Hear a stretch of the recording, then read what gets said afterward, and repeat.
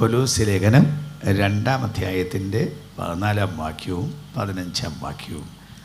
അവൻ അവനോടുകൂടി ജീവിപ്പിച്ചു, അതിക്രമങ്ങളൊക്കെയും നമ്മോട് ക്ഷമിച്ച ചട്ടങ്ങളാൽ നമുക്ക് വിരോധവും പ്രതികൂലവുമായിരിക്കുന്ന കയ്യെഴുത്ത് മായിച്ച് ക്രൂശിൽ തറച്ച് നടുവിൽ നിന്ന് നീക്കിക്കളഞ്ഞു.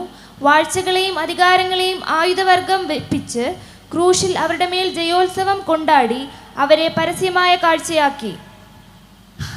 ദൈവം എന്നീ വചനങ്ങളാൽ നമ്മെ അനുഗ്രഹിക്കട്ടെ. ദൈവം നമ്മോട് സംസാരിക്കട്ടെ.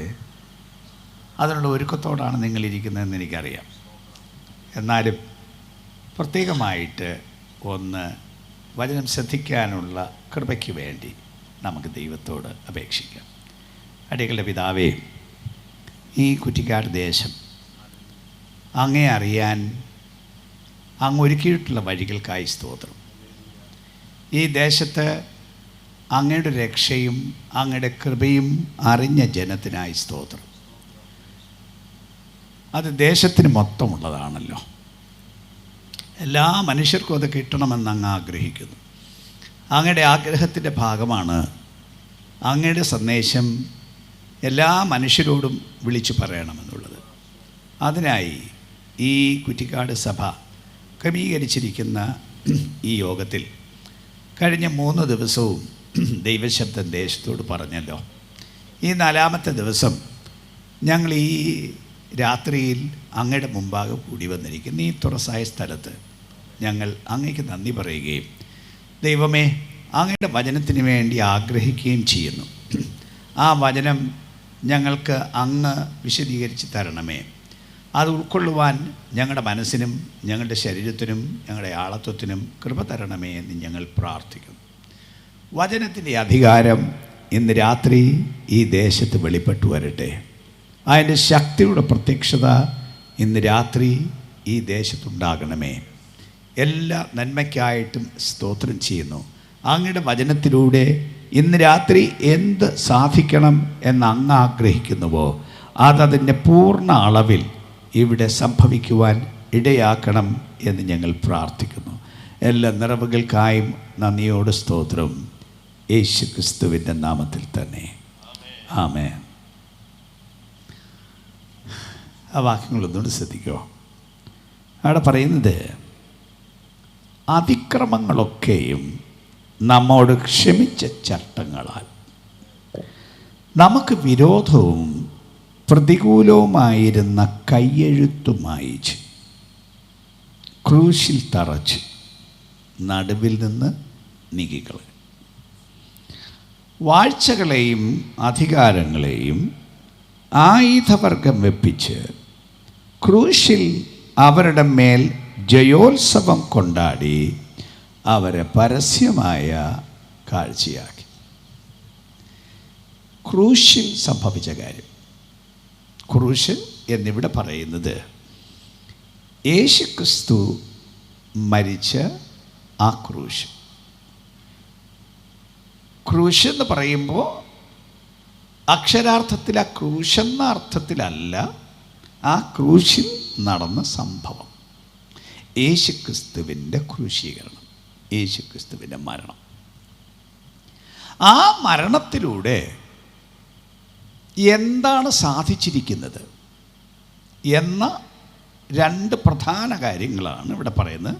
അതിൻ്റെ ഉപവിഭാഗങ്ങൾ പലതുണ്ട്, എങ്കിലും 2 പ്രധാന കാര്യങ്ങൾ. യേശുക്രിസ്തുവിൻ്റെ മരണം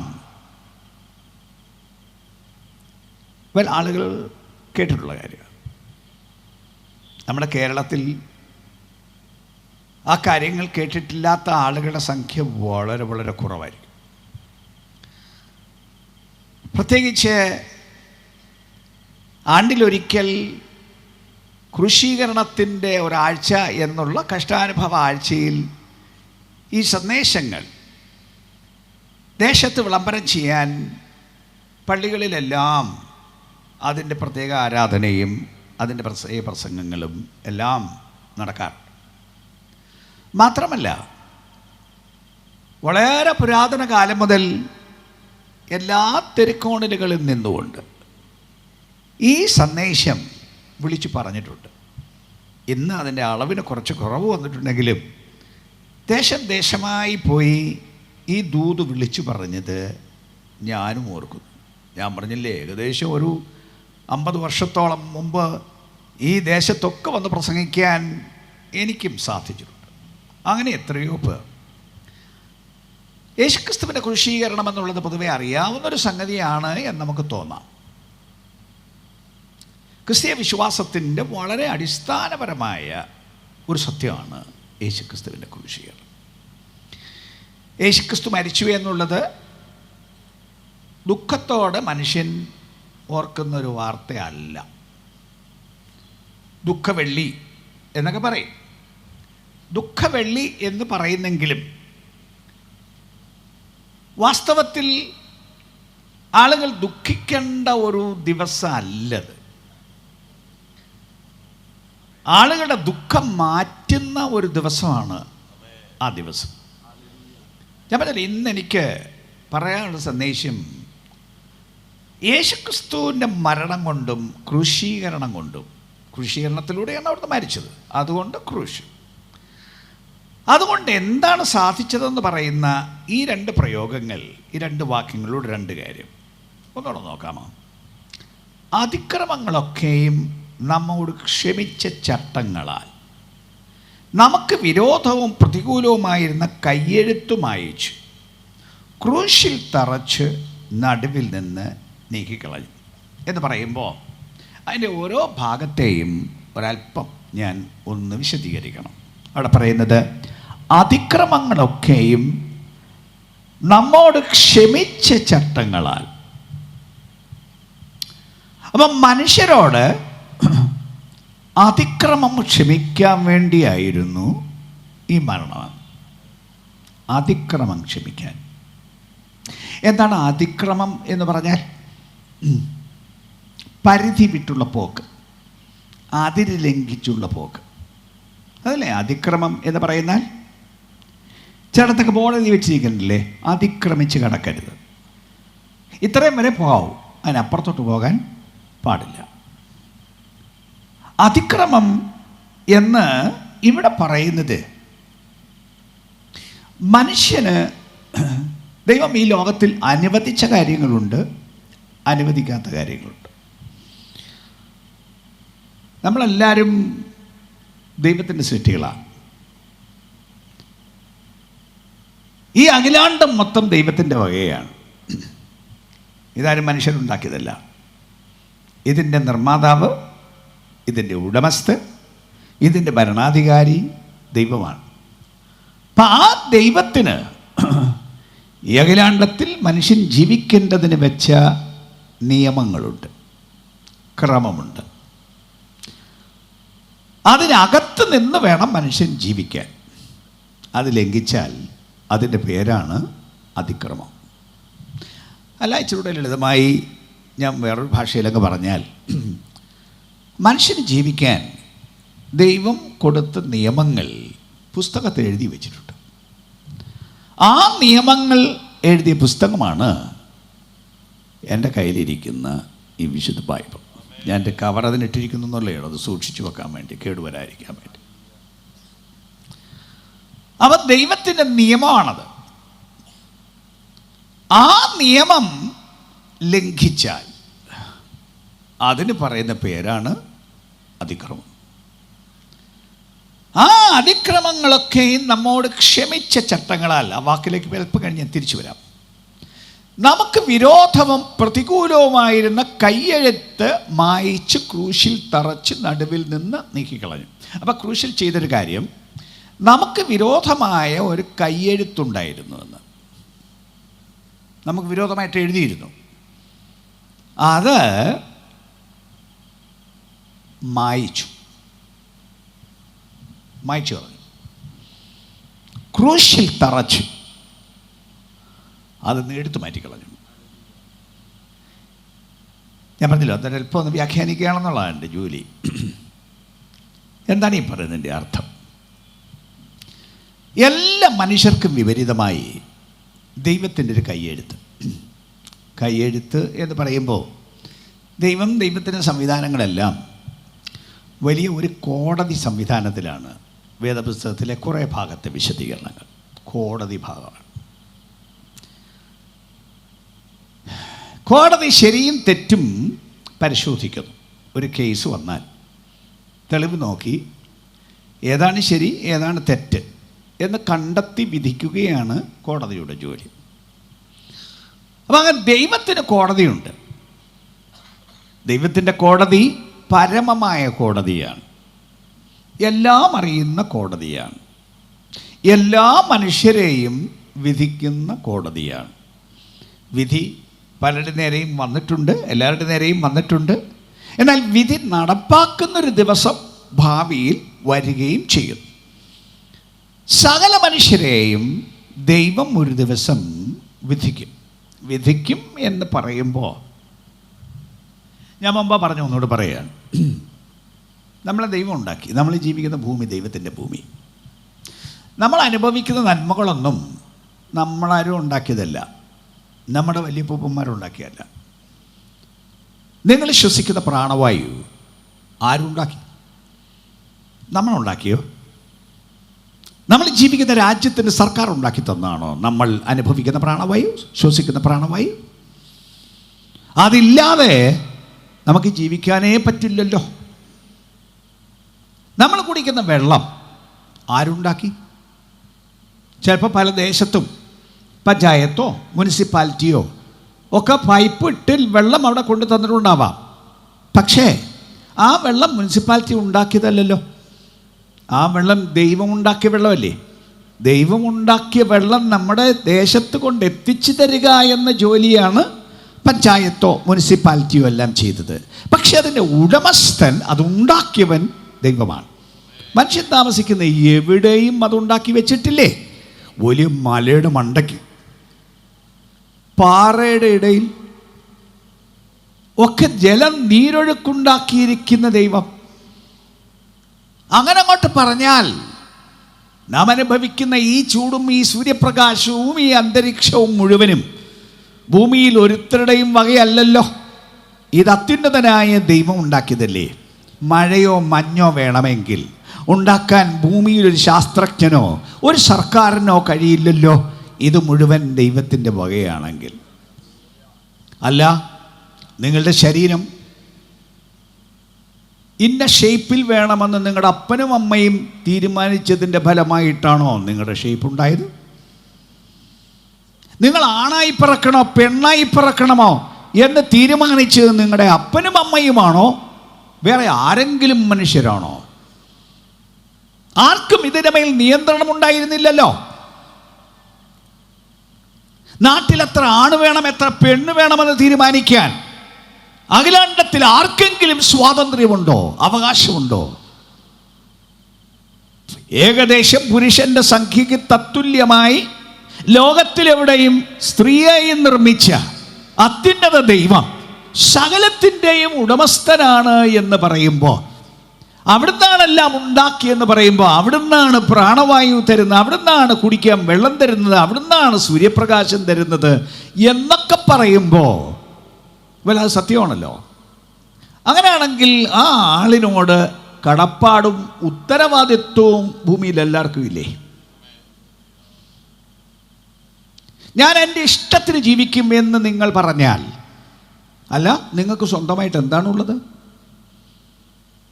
നിങ്ങളുടെ അപ്പനും അമ്മയും തന്ന സ്വല്പം ഭൂമി ഉണ്ടായിരിക്കാം. പക്ഷെ എന്നിട്ടും ഞാൻ പറയുന്നു, അതുണ്ടാക്കിയതവരല്ലല്ലോ. നിങ്ങളുടെ ആരോഗ്യം നിങ്ങളുടെ സ്വന്തം അല്ലല്ലോ. ആരോഗ്യം സൂക്ഷിക്കാൻ നിങ്ങൾക്ക് കടപ്പാടുണ്ട്, നിശ്ചയമായിട്ടും എല്ലാവർക്കും കടപ്പാടുണ്ട്. പക്ഷേ നല്ല പോലെ തിന്നതുകൊണ്ടോ സമീകൃത ആഹാരം കഴിച്ചതുകൊണ്ടോ നിങ്ങൾ ആരോഗ്യവാനായിരിക്കും എന്ന് പറയാൻ പറ്റുമോ? പറ്റില്ലല്ലോ. ഞാനിന്നിങ്ങോട്ട് വന്ന വഴി ഒരു മെസ്സേജ് വന്നു. അപ്പോൾ വളരെ പരിചയമുള്ള ആൾ എനിക്ക് മെസ്സേജ് അയച്ചിരിക്കുകയാണ്. അയച്ചിരിക്കുന്ന മെസ്സേജ്, ഒരു ചില മാസങ്ങൾക്ക് മുമ്പ് ഞാനൊരു കല്യാണം നടത്തി കൊടുത്തു. അത് ഞങ്ങളുടെ ഈ തൊഴിലിൻ്റെ ഒരു ഭാഗമാണ്, ഇങ്ങനെ ആളുള്ള കല്യാണം നടത്തുക. പക്ഷെ കല്യാണം നടത്തിയ മിക്ക പേരെയും ഓർക്കാൻ പറ്റില്ല. കാരണം ഞങ്ങളിങ്ങനെ ഒരുപാട് നാട്ടിൽ പോയി കല്യാണം നടത്തുന്നു. വലിയ പരിചയമുള്ള വീടുകളിലെ ആണെങ്കിൽ മാത്രം ഓർമ്മയുണ്ടാവും, അല്ലെങ്കിൽ ഒന്നും ഓർമ്മയുണ്ടാവില്ല. സ്വല്പം മുമ്പ് നേരത്തെ തന്നെ ഞാനൊരു പോസ്റ്റ് കണ്ടു. ഞങ്ങളുടെ വാട്സപ്പ് ഗ്രൂപ്പിൽ ഒരു പോസ്റ്റ് കണ്ടു. ഒരു ചെറുപ്പക്കാരൻ മരിച്ചു. അതിൻ്റെ ഫ്യൂണറൽ നടക്കുന്നത് അതിൻ്റെ ഒരു പോസ്റ്റാണ്. അവിടെയാണ് ഞാനിങ്ങോട്ട് വന്നപ്പോൾ ഒരാൾ, വളരെ അടുപ്പമുള്ള ആൾ എനിക്ക് വ്യക്തിപരമായി മെസ്സേജ് അയച്ചിരിക്കുന്നു. സാറ് കല്യാണം നടത്തിയ കുട്ടിയാണിത്, മരിച്ചു, നാളെ അടക്കമാണ്. അപ്പോൾ ഒരു വിഷമം തോന്നി. 31 വയസ്സേ ഉള്ളൂ. കല്യാണം നടന്നിട്ട് വളരെ ചുരുക്കം ചില മാസമായി. അപ്പോൾ അപ്പൻ്റെ ഫോൺ നമ്പർ തന്നു. ഞാൻ വിളിച്ചു. വന്ന വഴി കണ്ടോടെ ഞാൻ വിളിച്ചപ്പോൾ എന്നോട് പറഞ്ഞു, രാവിലെ വീട്ടിൽ നിന്ന് ഓഫീസിൽ പോയതാണ്. ഓഫീസിൽ ചെന്ന് സഹപ്രവർത്തകരായിട്ടിരിക്കുമ്പോൾ എനിക്ക് തലവേദന എടുക്കുന്നു എന്ന് പറഞ്ഞു. ഒന്ന് കിടക്കണമെന്ന് പറഞ്ഞു. കിടന്നു. അള്ളി അരിച്ചു ഉറങ്ങുകയാണ്. ആള് പോയി. 31 വയസ്സ്. കല്യാണം കഴിച്ചിട്ട് അധികം നാളായില്ല, പോയി. സങ്കടം, എനിക്കും സങ്കടം. പക്ഷെ നമ്മുടെ കയ്യിൽ നിൽക്കത്തില്ലല്ലോ. നമ്മുടെ ആരുടെയും പ്രാണൻ നമ്മുടെ കയ്യിൽ നിൽക്കത്തില്ലല്ലോ. നമ്മുടെ മക്കളുടെ പ്രാണൻ നമ്മുടെ കയ്യിൽ നിൽക്കത്തില്ലല്ലോ. ഇത്രയേ ഉള്ളൂ മനുഷ്യൻ്റെ ജീവിതമെങ്കിൽ ഞാൻ ചോദിക്കുന്നു, ന്യായമായി പറയൂ, എല്ലാം തരുന്നവൻ്റെ മുമ്പാകെ ഒരു കടപ്പാട് ഭൂമിയിൽ മനുഷ്യനില്ലേ? അതല്ലേ ന്യായം? എൻ്റെ ഇഷ്ടത്തിന് ജീവിക്കുക. അതല്ലേ ഞാൻ പറഞ്ഞു, എൻ്റെ ഇഷ്ടത്തിന് ജീവിക്കുമെന്ന് പറഞ്ഞാൽ നിങ്ങളുടെ പ്രാണനെ പിടിച്ചു നിർത്താൻ നിങ്ങൾക്ക് കഴിവുണ്ടോ? നിങ്ങളുടെ ആരോഗ്യത്തെ പിടിച്ചു നിർത്താൻ നിങ്ങൾക്ക് കഴിവുണ്ടോ? ഏത് സാഹചര്യത്തിൻ്റെ മേലാണ് നിങ്ങൾക്ക് ഇത്തരത്തിൽ അധികാരമുള്ളത്? അതുകൊണ്ട് തിരുവെഴുത്ത് വിളിച്ചു പറയുന്നു, ന്യായമായി യുക്തിപരമായി ആർക്കും മനസ്സിലാക്കേണ്ട ഒരു കാര്യം, ഒരു ദിവസം എല്ലാ മനുഷ്യരും ദൈവത്തോട് കണക്ക് ബോധിപ്പിക്കേണ്ടി വരും. അല്ലാതെ ഒരാളും ഉണ്ടാവില്ല. എന്നാൽ ഇവിടെ പറയുന്ന ഈ വാക്ക് നോക്കൂ. നമുക്ക് വിരോധമായി ഒരു കയ്യെഴുത്തുണ്ട്. എന്താണ് ആ കയ്യെഴുത്ത്? ഞാൻ പറഞ്ഞ ദൈവിക കോടതിയുടെ ഒരു എഴുത്താണത്. കാര്യം പരിശോധിച്ചിട്ട് ദൈവത്തിൻ്റെ കോടതി വിധി പറഞ്ഞ ഒരു എഴുത്താണത്. എന്തെന്നോ 2 വാക്യങ്ങൾ അതിനെ വിശദീകരിക്കും. ഒന്ന്, റോമാലേഖനം 3-ാം അധ്യായം 23-ാം വാക്യം. 10 മുതൽ 23 വരെയുള്ള വാക്യങ്ങൾ അതേ കാര്യമാണ് വിശദീകരിക്കുന്നത്. രണ്ടാമത്തത് 6-ാം വാക്യം 23-ാം വാക്യമാണ്. 6-ാം അധ്യായം 23-ാം വാക്യം. 3-ന്റെ 23-ഉം 23-ഉം. ഒരു വ്യത്യാസവുമില്ല, എല്ലാവരും പാപം ചെയ്ത് ദൈവ തേജസ് നോക്കുക ഇല്ലാത്തവരായി. പ്രയോഗം. ദൈവത്തിൻ്റെ കോടതി മനുഷ്യനെ സംബന്ധിച്ച് വിധി പറയുകയാണ്. എല്ലാവരെയും പരിശോധിച്ചിട്ട്, പൊതുവെ പരിശോധിച്ചിട്ട് വിധി പറയുകയാണ്. ഒരു വ്യത്യാസമില്ല. റോമാലേഖനം ആദ്യത്തെ 3 അധ്യായം എടുത്ത് പരിശോധിച്ചാൽ ലോകത്തിലെ ഓരോ സമൂഹത്തെയും വ്യക്തിപരമായി എടുത്തിട്ട് വിധി പറയുകയാണ്. ജാതിയുടെ അടിസ്ഥാനത്തിൽ, വിശ്വാസത്തിൻ്റെ അടിസ്ഥാനത്തിൽ എല്ലാം എടുത്ത് വിധി പറഞ്ഞിട്ട് ഫൈനൽ ഒടുവിലത്തെ കാര്യം പറയുകയാണ്. ഒരു വ്യത്യാസമില്ല. അതിന് ഇനി യഹൂദനാണെങ്കിലും ശരി, മറ്റേതെങ്കിലും രാജ്യക്കാരനാണെങ്കിലും ശരി, ഏത് ജാതിയിൽപ്പെട്ടവനാണെങ്കിലും ശരി, ഒരു വ്യത്യാസമില്ല. എല്ലാവരും പാപം ചെയ്ത് ദൈവ തേജസ് ഇല്ലാത്തവരായിട്ട്. എന്ന് മാത്രമല്ല, ഞാൻ പറഞ്ഞല്ലോ, അതിൻ്റെ 10 മുതലുള്ള വാക്യങ്ങൾ പരിശോധിച്ചാൽ അവിടെ പറയുന്നു, നീതിമാൻ ആരുമില്ല, ഒരുത്തം പോലുമില്ല. നമുക്ക് പറയാം, നീതിമാൻ ആരുമില്ല, ഒരുത്തം പോലും ഇല്ല. എന്നിട്ട് പറയുകയാണ്, പാപം എത്രത്തോളം ശക്തമാണെന്നും അതിൻ്റെ വ്യാപ്തി എത്രത്തോളം ഉണ്ട് എന്നും പറയുകയാണ്. ആ വിശദീകരണത്തിൽ പറയുന്നത് ഉച്ച മുതൽ ഉള്ളംകാല് വരെ മനുഷ്യൻ്റെ അകത്ത് പാപം കയറിയിരിക്കുകയാണ്, തെറ്റ് കയറിയിരിക്കുകയാണ്, തിന്മ കയറിയിരിക്കുകയാണ് എല്ലായിടത്തും. പറഞ്ഞ പ്രയോഗം നോക്കണം. അവൻ്റെ കണ്ണിൽ ദൈവഭയം, അവൻ്റെ ദൃഷ്ടിയിൽ ദൈവഭയം ഇല്ല. അവൻ്റെ കാൽ രക്തം ചൊരിവാൻ ബന്ധപ്പെടുന്നു. അവൻ്റെ അന്തരംഗം സാഹസം കൊണ്ട് നിറഞ്ഞിരിക്കുന്നു. അവൻ്റെ വായിൽ കയ്പും ശാപവും നിറഞ്ഞിരിക്കുന്നു. അങ്ങനെ അവയവങ്ങളെ ഓരോന്നിനെ എടുത്തിട്ട് പറയുകയാണ്, എല്ലായിടത്തും തെറ്റ് കയറി പറ്റിയിരിക്കുന്നു. കോടതിയുടെ ഫൈനൽ വിധിയാണ്, അന്തിമ വിധിയാണ്, നീതിമാൻ ആരുമില്ല, ഒരുത്തം പോലുമില്ല. ദൈവകോടതിയുടെ വിധി.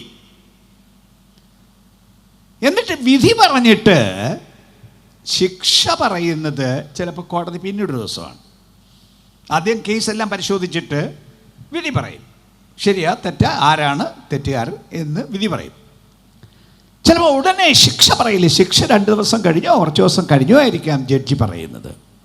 23-ാം വാക്യം എന്താണ് ശിക്ഷ എന്ന് പറയുകയാണ്. എന്താണ് ശിക്ഷ? 6:23. പാപത്തിന്റെ ശമ്പളം മരണമത്രേ. പാപത്തിന്റെ ശമ്പളം മരണമത്രേ. ദൈവത്തിന്റെ കൃപാവരം. മതി. പാപത്തിന്റെ ശമ്പളം മരണമത്രേ. പഴയ നിയമത്തിലൊരു വേദഭാഗത്ത് എഹെസ്കേൽ പ്രവചനം എന്ന് പറഞ്ഞൊരു പ്രവചനമുണ്ട്. ആ പ്രവചനം 18-ാം അധ്യായത്തിൻ്റെ 4-ാം വാക്യത്തിൽ അവിടെ പറഞ്ഞിരിക്കുന്ന പാപം ചെയ്യുന്ന ദേഹി മരിക്കും, പാപത്തിൻ്റെ ശമ്പളം മരണമത്രേ. അപ്പം ആ പാപത്തിന് എന്ത് ശിക്ഷ കൊടുക്കണമെന്ന് കോടതി വിധിച്ചിരിക്കുന്നു. കോടതിയുടെ വിധി പാപത്തിൻ്റെ ശമ്പളം മരണമത്രേ. നീതിമാൻ ആരുമില്ല, ഒരുത്തം പോലും ഇല്ല, എല്ലാവരും പാപം ചെയ്ത് ദൈവദേശമില്ലാത്തവരായി തീർന്നിരിക്കുന്നു, പാപത്തിൻ്റെ ശമ്പളം മരണമത്രേ എന്ന് പറയുമ്പോൾ ഈ ശിക്ഷയ്ക്ക് അർഹരല്ലാത്തവരായി ആരുമില്ല. അപ്പം ഈ വിധി എഴുതി, ദൈവം ഈ വിധി എഴുതിയിരിക്കുകയാണ് എല്ലാ മനുഷ്യർക്കും എതിരെ. ഈ വിധി എതിരെ വരാത്ത ഒരാളും അഖിലാണ്ടത്തിൽ ഇല്ല. ഒന്നുകൂടെ പറയുന്നത്, നീതിമാൻ ആരുമില്ല, ഒരുത്തപ്പോലും ഇല്ല. അപ്പം ആ വിധി നമുക്ക് വിരോധമായ വിധി, എല്ലാ മനുഷ്യർക്കും വിരോധമായ വിധി. വിധി വളരെ കഠിനമല്ലേ? കൊല്ലാൻ വിധിച്ചു എന്ന് പറയുന്നത് ഏറ്റവും കടുത്ത ശിക്ഷയല്ലേ? പരമാവധി ശിക്ഷ അങ്ങനെയല്ലേ? മരണവിധിക്ക് പറയുന്നത് പരമാവധി ശിക്ഷ എന്നല്ലേ? അതിനപ്പുറം ഒരു ശിക്ഷയില്ല. അപ്പം അങ്ങനെ പരമാവധി ശിക്ഷയ്ക്ക് വിധിക്കപ്പെട്ടവരാണ് മനുഷ്യരെല്ലാവരും എന്ന് പറയുമ്പോൾ ആളുകൾ വിചാരിക്കും, അതെന്തോരു ഇടപാടാ ദൈവമാ കാണിക്കുന്നത്, ഇങ്ങനെ പരമശിക്ഷ കൊടുക്കത്തക്കവണ്ണം എന്തപ്പാ ദൈവത്തിന് ഒരു കരുണയില്ലേ, ഒരു നീതിയില്ലേ എന്നൊക്കെ ചോദിച്ചാൽ ഞാൻ മുമ്പ് പറഞ്ഞ് തിരിച്ചു ചോദിക്കുകയാണ്. മുമ്പ് ഞാൻ പറഞ്ഞില്ലേ, അത് ഞാൻ തിരിച്ചു ചോദിക്കുകയാണ്. നിങ്ങൾ തനിയെ ഉണ്ടായി വന്നതല്ലോ, നിങ്ങൾ ദൈവം നിർമ്മിച്ചല്ലേ? നിങ്ങളുടെ ശരീരം ദൈവത്തിൻ്റെ വകയല്ലേ? നിങ്ങളുടെ തലയ്ക്കകത്ത് വെച്ച തലച്ചോറ് ദൈവത്തിൻ്റെ വകയല്ലേ? നമുക്ക് ആർക്കെങ്കിലും തീരുമാനിക്കാൻ പറ്റുമായിരുന്നോ? അപ്പനും അമ്മയ്ക്കും തീരുമാനിക്കാൻ പറ്റുമോ എത്രമാത്രം ബുദ്ധി വേണമെന്ന് തീരുമാനിക്കാൻ പറ്റുമായിരുന്നോ? ഇതിനകത്ത് ഉണ്ടാക്കി വെച്ചത് ദൈവമല്ലേ? ആ സൗന്ദര്യം തന്നത് ദൈവമല്ലേ? ആ കഴിവ് തന്നത് ദൈവമല്ലേ? എല്ലാം ദൈവം തന്നപ്പോൾ ആരാണെന്നെ ഉണ്ടാക്കിയത്, എന്തിനാണെന്നെ ഉണ്ടാക്കിയതെന്ന് തിരിച്ചറിയാൻ മനുഷ്യനെ ബുദ്ധിയുള്ളവനായിട്ടല്ലേ ഉണ്ടാക്കിയത്? ബാക്കി ജന്തുക്കളെ പോലെയാണോ നമ്മെ ഉണ്ടാക്കിയത്? മൃഗങ്ങളെപ്പോലെയാണോ നമ്മെ ഉണ്ടാക്കിയത്? മൃഗങ്ങളെ സംബന്ധിച്ചിടത്തോളം അതിൻ്റെ പ്രേരണയ്ക്കനുസരിച്ചത് ജീവിക്കുന്നു. ആ പ്രേരണയ്ക്കപ്പുറം വിവേചിച്ച് ജീവിക്കണം എന്നൊരു കാര്യം മൃഗത്തിനില്ല. മൃഗത്തിൽ നിന്ന് ആരും പ്രതീക്ഷിക്കുന്നില്ല, ഒരു സമൂഹവും പ്രതീക്ഷിക്കുന്നില്ല എന്ന് ഞാൻ പറഞ്ഞാൽ അല്പം കൂടെ തെളിച്ച് പറയാം. ആന മനുഷ്യനെ കൊല്ലുന്നില്ലേ? ആന മനുഷ്യനെ കൊന്നതിൻ്റെ പേരിൽ ഏത് ആനയെ ശിക്ഷിച്ചു? ആനയുടെ പേര് കേസെടുത്തോ? ആനയെ ജയിലിൽ കൊണ്ടിട്ടോ? എന്തെങ്കിലും ശിക്ഷ ആനയുടെ പേരിലെടുത്തോ? ഇല്ലല്ലോ. പാമ്പ് മനുഷ്യനെ കടിക്കുന്നു. ഒരു സമയത്ത് പാമ്പ് കടിച്ചാൽ പാമ്പിനെ തല്ലിക്കൊല്ലണം, പാമ്പിനെ കണ്ടാൽ തല്ലിക്കൊല്ലണമെന്നായിരുന്നു ശാസ്ത്രം. പക്ഷെ ഇന്നങ്ങനെ ചെയ്താൽ കുഴപ്പമാണ്. ഒരു ജന്തുവിനെയും കൊല്ലാൻ ഇന്ന് മനുഷ്യന് അനുവാദം ഇല്ല. എന്താണ് സർക്കാരിൻ്റെ നിയമം എന്നറിയോ? പാമ്പിനെ കണ്ടാൽ പാമ്പിനെ തല്ലിക്കൊല്ലാതെ ഫോറസ്റ്റ് ഡിപ്പാർട്ട്മെൻറ്റിനെ വിവരം അറിയിക്കണം. കടിച്ച പാമ്പാവാം, മൂക്കം പാമ്പ് മനുഷ്യനെ കടിച്ച് കൊന്നതാവാം, എന്നാലും അതിനെ തല്ലിക്കൊല്ലരുത്. അതിനെ ഫോറസ്റ്റ് ഡിപ്പാർട്ട്മെൻറ്റിനെ അറിയിച്ച് അവർ വന്നതിനെ പിടിക്കണം. പിടിച്ച് വനത്തിൽ കൊണ്ടുവിടണം. അല്ലാതെ അതിനെ ജയിലിൽ പിടിച്ചിടരുത്, അതിനെ വനത്തിൽ കൊണ്ടുവിടണം. വനം അതിൻ്റെ ജയിലല്ല, അതിൻ്റെ വിഹാരരംഗമാണ്. എന്തിനാണ് അവിടെ വിട്ടിരിക്കുന്നത്? ശിക്ഷയൊന്നുമില്ല, ബാക്കി ഇനിയും ചെയ്യാനുള്ള കാര്യവും ചെയ്തോണം. ആരെങ്കിലും കടിക്കാനുണ്ടെങ്കിൽ കടിച്ചോണം. എൻ്റെ ഭാഷയ്ക്ക് എനിക്ക് പറയാം, അല്ലേ? ഏത് ജന്തുവിനാണ് അത് ചെയ്ത തെറ്റിന് ശിക്ഷ കൊടുത്തത്? ഒരു ജന്തുവിനുമില്ല. പക്ഷെ മനുഷ്യൻ ഒരാളെ കൊന്നാൽ നിങ്ങളുടെ മനസാക്ഷി ഉണർന്നില്ലേ? കുറേ ദിവസം കൊണ്ട് കേരളത്തിൽ വലിയ ചർച്ച നടക്കുന്നില്ലേ? ഒരു 6 വയസ്സുള്ള പെൺകുട്ടിയെ തട്ടിക്കൊണ്ടുപോയ കുടുംബം. കേട്ട മാത്രയിൽ നിങ്ങളുടെ എല്ലാം ഞരമ്പിന് ഒരു തളർച്ചയുണ്ടായില്ലേ? കേട്ട് ഞാൻ സ്തംഭിച്ചിരുന്നു പോയി. നമ്മുടെ കൊച്ചു കേരളത്തിൽ ട്യൂഷൻ പഠിക്കാൻ പോയ ഒരു കുട്ടിയെ വഴിയിൽ തട്ടിക്കൊണ്ടുപോയി 2 ദിവസമായിട്ടും കണ്ടെത്താൻ കഴിഞ്ഞില്ല എന്നൊക്കെ ആദ്യം കേട്ടപ്പോൾ ഞരമ്പ് തരിച്ചുപോയി. എല്ലാവർക്കും അങ്ങനല്ലേ? അങ്ങനെ കൊണ്ടുപോയവരെ വെറുതെ വിടണമെന്ന് പറയുന്നവർ നിങ്ങളിൽ ആരുണ്ട്? അതിൻ്റെ ഉദ്ദേശം എന്തുമായി കൊള്ളട്ടെ, ആ കുട്ടിക്ക് കേടൊന്നും വരുത്തിയില്ല എങ്കിൽ കൂടി, എന്നാ പറയുന്നു ന്യൂസ്, എങ്കിൽ കൂടി നിങ്ങളുടെ മനസാക്ഷിയിൽ ഈ സംഭവത്തിന് ശിക്ഷ വേണമെന്നൊരു ബോധം നിങ്ങളുടെ അകത്തില്ലേ? അതുപോലെ കൊണ്ടുപോയി കൊന്ന സന്ദർഭങ്ങളില്ലേ പലയിടത്തും?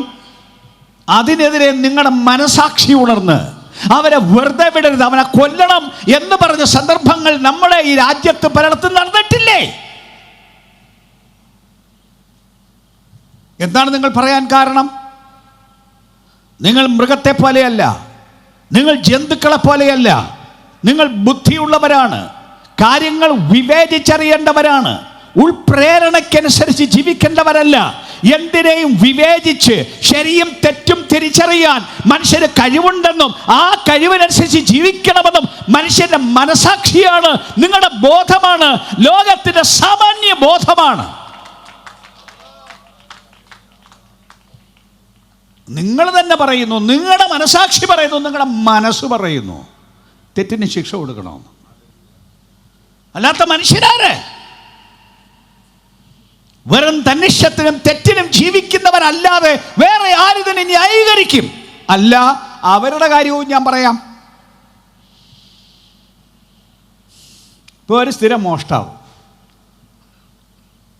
വീട് കവർ ചെയ്യുകയാണ് അയാളുടെ ജോലി, സ്ഥിരം എല്ലാ ദിവസവും അതാണ് തൊഴിൽ. അയാളുടെ വീട്ടിൽ കള്ളം കയറിയാലോ? അയാൾ പറയുമോ കുഴപ്പമില്ല, ഞാനും മോട്ടിക്കുന്നു, എൻ്റെ വീട്ടിൽ കയറി മോട്ടിച്ചു എന്ന് പറയുമോ? ഇല്ലല്ലോ. അപ്പൊ അവനെ പിടിക്കണം എന്ന നിർബന്ധമല്ലേ ഉള്ളത്? അതാ തപ്പ ഇങ്ങനെ. ഓ റബലശ്യ, ഇന്ന് രാത്രി എനിക്ക് ദേശത്തോട് വിളിച്ചു പറയുവാനുള്ളത്, നീതിയുടെ ഒരു ബോധം നിങ്ങളുടെ അകത്തില്ലേ? തെറ്റിന് ശിക്ഷ വേണമെന്ന ചിന്ത സ്വാഭാവികമായി മനുഷ്യന്റെ അകത്തുണ്ടെങ്കിൽ, ഈ പുസ്തകം അത് തന്നെയാണ് പറയുന്നത്, നീതിമാൻ ആരുമില്ല, ഒരുത്തം പോലുമില്ല, ഉണ്ടാക്കിയവനെ അറിയില്ല എന്ന് പറഞ്ഞാൽ പ്രാണവായു തന്നവന് ബഹുമാനം കൊടുക്കില്ല എന്ന് പറഞ്ഞാൽ, കുടിക്കാൻ വെള്ളം തന്നവന് ബഹുമാനം കൊടുക്കില്ല എന്ന് പറഞ്ഞാൽ, ഈ സൂര്യപ്രകാശം തന്നവന് ബഹുമാനം കൊടുക്കില്ല എന്ന് പറഞ്ഞാൽ, ഇതിനകത്ത് തലച്ചോറുണ്ടാക്കി വച്ചവന് ബഹുമാനം കൊടുക്കില്ല എന്ന് പറഞ്ഞാൽ, നിങ്ങളുടെ ഇഷ്ടത്തിൽ ജീവിക്കുമെന്ന് പറഞ്ഞാൽ നിങ്ങൾക്ക് എന്താണ് അവകാശം അങ്ങനെ പറയാൻ? ബുദ്ധിയുള്ള മനുഷ്യൻ മറുപടി പറയൂ.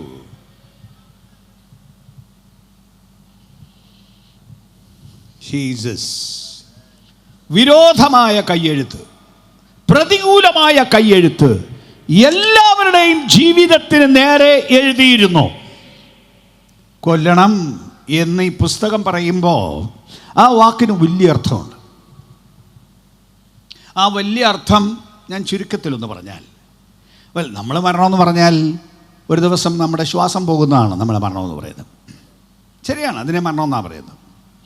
പിന്നെ നമുക്ക് ഭൂമിയിൽ ജീവിക്കാൻ പറ്റില്ല, നമ്മളെ ഭൂമി വെച്ചേക്കാൻ പറ്റില്ല, പിന്നെ നമ്മളെ കൊണ്ടുപോയി കുഴിച്ചിടണം. ശരി, അത് മരണമാണ്. എന്നാൽ ഈ പുസ്തകം പറയുന്ന വേറെ 2 മരണമുണ്ട്. ആ മരണം എഫേസ്യ ലേഖനത്തിൽ പറയുന്നൊരു പ്രയോഗമുണ്ട്. അതിക്രമങ്ങളാലും പാപങ്ങളാലും മരിച്ചവരായിരുന്ന നിങ്ങളെയും അവൻ ജീവിപ്പിച്ചു എന്ന് പറയുന്നൊരു പ്രയോഗം. അതിനെ നമ്മൾ ഈ പ്രസംഗ ഭാഷയിലും ആളുകളുടെ ഭാഷയിലും ഒക്കെ ആത്മീയ മരണം എന്നൊക്കെ ഇങ്ങനെ വാക്ക് പറയും. എന്താണ് ഈ ആത്മീയ മരണം എന്ന് പറഞ്ഞാൽ?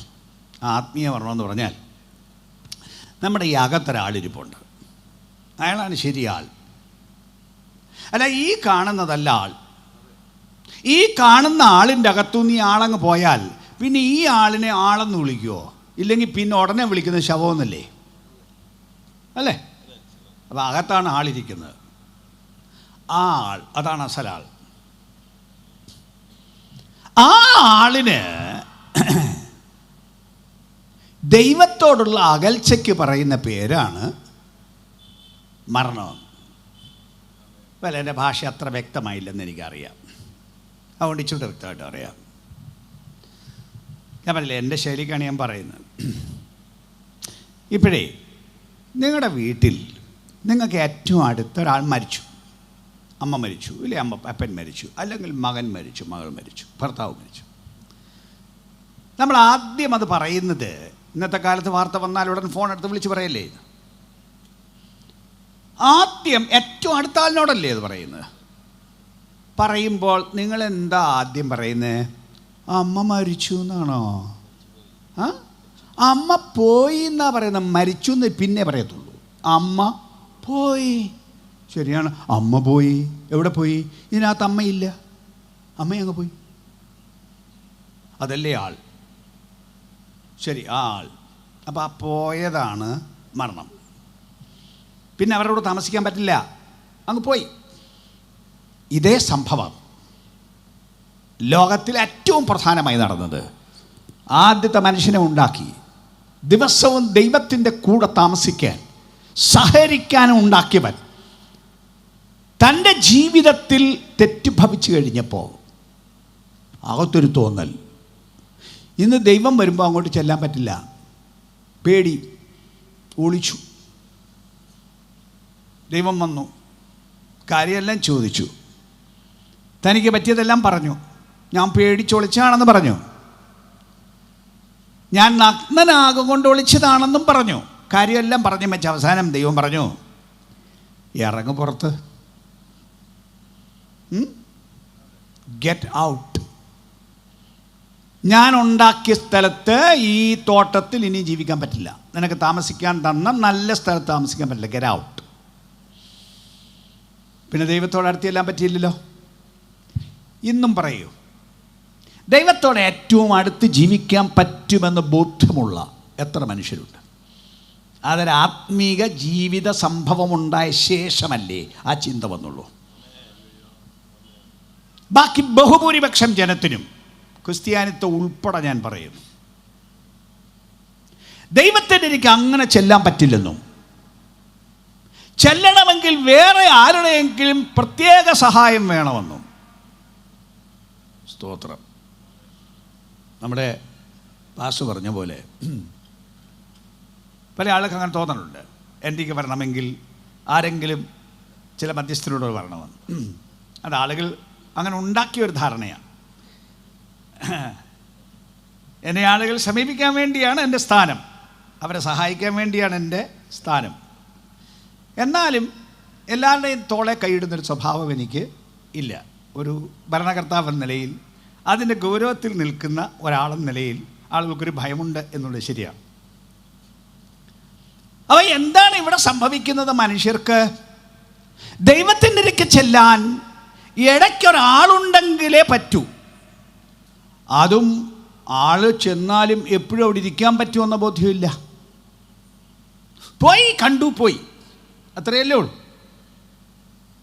ഞാൻ പറഞ്ഞ ഒത്തിരി അങ്ങ് തെളിച്ച് പറയണോ? ദൈവത്തെ കാണാൻ അങ്ങോട്ട് വന്നു, കണ്ടു, തൊഴുതു, പോയി.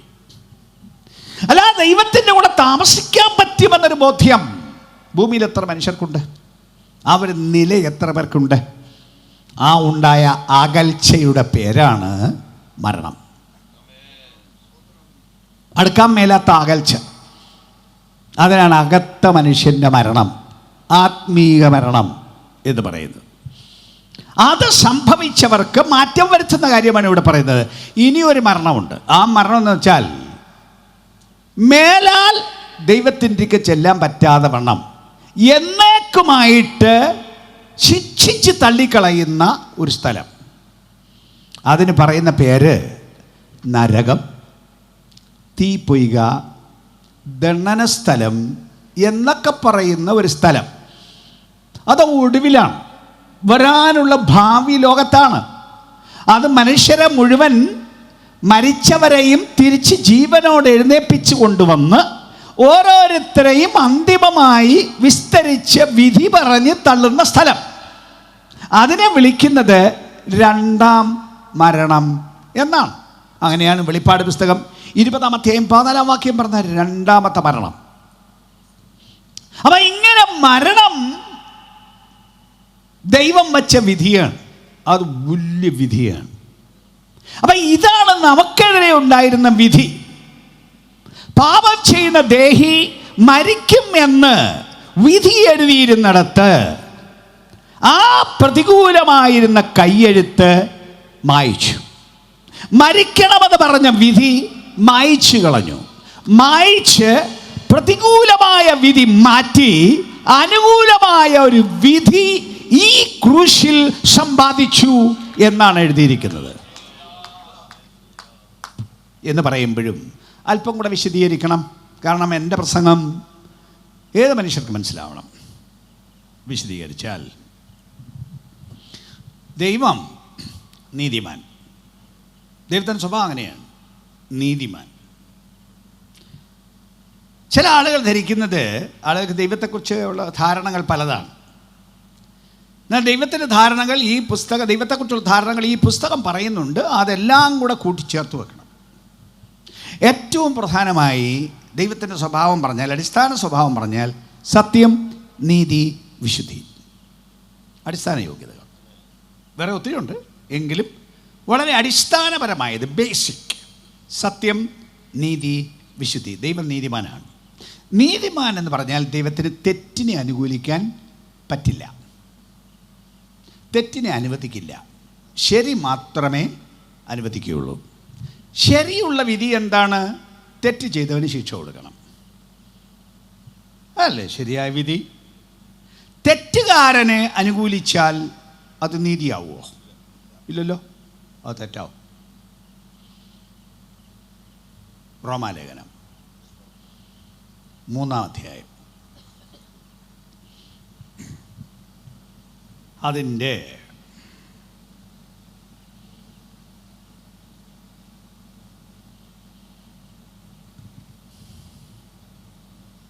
25-ാം വാക്യം 26-ാം വാക്യം.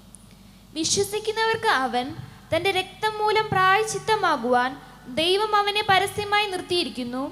ദൈവം തന്റെ പൊറുമയിൽ മുൻകഴിഞ്ഞ പാപങ്ങളെ ശിക്ഷിക്കാതെ വിടുക നിമിത്തം. ദൈവം തൻ്റെ പൊറുമയിൽ മുൻകഴിഞ്ഞ പാപങ്ങളെ ശിക്ഷിക്കാതെ വിടുക നിമിത്തം. തെറ്റിയത് ശിക്ഷിക്കാതെ വിടുക. വാക്യം ശ്രദ്ധിച്ചു വേണം. ഇച്ചിരി വലിയ വേദശാസ്ത്രമാണെങ്കിൽ ഞാൻ ലളിതമായി പറയാൻ, മുൻകഴിഞ്ഞ പാപങ്ങളെ ശിക്ഷിക്കാതെ വിടുക നിമിത്തം തന്റെ നീതിയെ പ്രദർശിപ്പിപ്പാൻ ആ താൻ നീതിമാനും യേശുവിൽ വിശ്വസിക്കുന്നവനെ അപ്പൊ ഈ ശിക്ഷിക്കാതെ വിടുക നിമിത്തം തൻ്റെ നീതിയെ പ്രദർശിപ്പിപ്പാൻ താൻ നീതിമാനാണെന്ന്. നോക്കൂ, ശിക്ഷിക്കാതെ വിട്ടതിൽ ദൈവം നീതിമാനാണെന്ന്.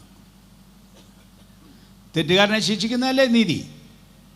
പക്ഷെ ഇവിടെ തെറ്റുകാരനെ ശിക്ഷിക്കാതെ വിടുക നിമിത്തം ദൈവം നീതിമാനാണ്. അല്ല, ഞാൻ ചോദിക്കുകയാണ്, ദൈവത്തിൻ്റെ ഈ വിധി നടപ്പാക്കാൻ തുടങ്ങിയിരുന്നെങ്കിൽ ഭൂമിയിൽ ജീവിക്കാൻ അർഹതയുള്ള മനുഷ്യനാരുണ്ട്? ഓരോ തെറ്റിനും ദൈവം ശിക്ഷ തരാൻ തുടങ്ങിയാൽ ദൈവം കാണാത്ത തെറ്റില്ല, ഒന്നും ഒളിച്ച് ചെയ്യാൻ പറ്റില്ല. അറിയില്ലേ, സങ്കീർത്തനത്തിൽ പറഞ്ഞൊരു വാക്യം ഓർമ്മയുണ്ടോ? അങ്ങേ ഒളിച്ച് ഞാൻ എവിടെ പോകും? ഞാൻ സ്വർഗത്തിൽ കയറിയാൽ അങ്ങ് അവിടുന്നുണ്ട്, ഭൂമിയിൽ കയറി ഇരുന്നാൽ അങ്ങ് അവിടെ ഉണ്ട്, പാതാളത്തിൽ പോയാൽ അങ്ങ് അവിടെ വരും. ഇവിടെ എന്നെ എല്ലാവരും കാണും, അതുകൊണ്ട് എന്നെ കാണാതെ വേണ്ടി കടലിനക്കരെ ഒരു നാട്ടിൽ പോകാം എന്ന് പറഞ്ഞാൽ അങ്ങ് അവിടെയുണ്ട്. ഞാൻ ഇരുന്നാൽ അവിടെ അങ്ങ് കാണും, കിടന്നാൽ അങ്ങ് കാണും. എൻ്റെ തലയ്ക്ക് ഒത്തിരി ചിന്ത വന്നാൽ അങ്ങറിയാതെ ഒരു ചിന്തയും ഇതിനകത്ത് ഒളിച്ചു വെക്കാൻ എന്നെ കൊണ്ട് പറ്റില്ല. ഞാൻ മുറിക്കകത്ത് കയറി കതപടച്ച് ലൈറ്റ് ഓഫ് ചെയ്ത് ഒരു വെളിച്ചവും ഇല്ലാതെ ഇരുട്ടത്തിരുന്നാലും അങ്ങയുടെ കണ്ണെന്നെ കാണും, അങ്ങ് കാണാത്ത യാതൊന്നുമില്ല എന്ന് പറയുന്ന ആ ദൈവം അറിയാൻ മേലാത്ത ഒരു കാര്യവും ഇല്ല.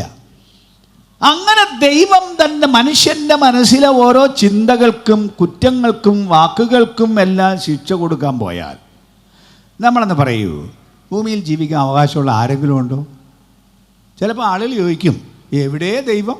ദൈവം ഉണ്ടായിരുന്നെങ്കിൽ കുഴപ്പക്കാരനെ ശിക്ഷ കൊടുക്കില്ലേ? ദൈവം നീതിമാനാണെങ്കിൽ ശിക്ഷ കൊടുക്കില്ലേ? അല്ല, ദൈവം ഇങ്ങനെ മനുഷ്യന് ശിക്ഷ കൊടുക്കാൻ തുടങ്ങിയാൽ ഓരോ കുറ്റത്തിനും ഞരമ്പേലൊന്ന് ഞോണ്ടിയാലോ ആരെങ്കിലും ജീവിക്കുമോ? അതിനെ തലമണ്ടയ്ക്ക് ഒരു അടി അടിച്ചാൽ ജീവിക്കാൻ ആരെങ്കിലും ഉണ്ട്? തടിക്കുകയൊന്നും വേണം. ഞാൻ മുമ്പ് പറഞ്ഞ പോലെ ഒരു ഞരമ്പേലും തൊട്ടാൽ പോരെ, പിന്നെ എഴുന്നേക്കുമോ അവിടുന്ന്? ആനങ്ങില്ലല്ലോ. ഇത് ചെയ്യാതെ വരുമ്പോൾ ആളുകൾ ചോദിക്കും, എവിടെ ദൈവം?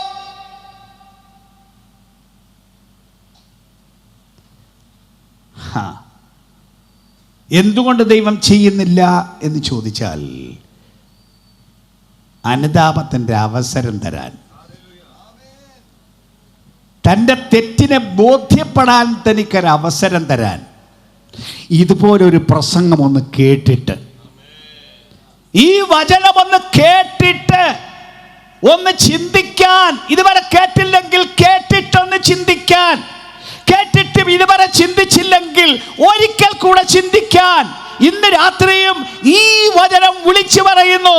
തെറ്റിന് ശിക്ഷയുണ്ടാവും, പക്ഷേ ആ ശിക്ഷ താങ്ങാൻ കഴിവുള്ളവൻ ആരും അഖിലാണ്ടത്തിൽ ഇല്ലാത്തത് കൊണ്ടും അതെടുക്കാൻ കഴിവുള്ള ഒരുത്തനെ ദൈവം സ്വർഗത്തിൽ നിന്ന് ഇങ്ങോട്ട് പറഞ്ഞു വിട്ടു. ഒന്നുകൂടെ പറയുന്നു, തെറ്റിന്റെ ശിക്ഷ എടുക്കാൻ കഴിവുള്ള ഒരുത്തനെ സ്വർഗത്തിൽ നിന്ന് പറഞ്ഞു വിട്ടു. തെറ്റില്ലാത്തവൻ, ദൈവം ജഡമെടുത്ത് മനുഷ്യനായി വന്നവൻ, അത് യേശുക്രിസ്തുവാണ്.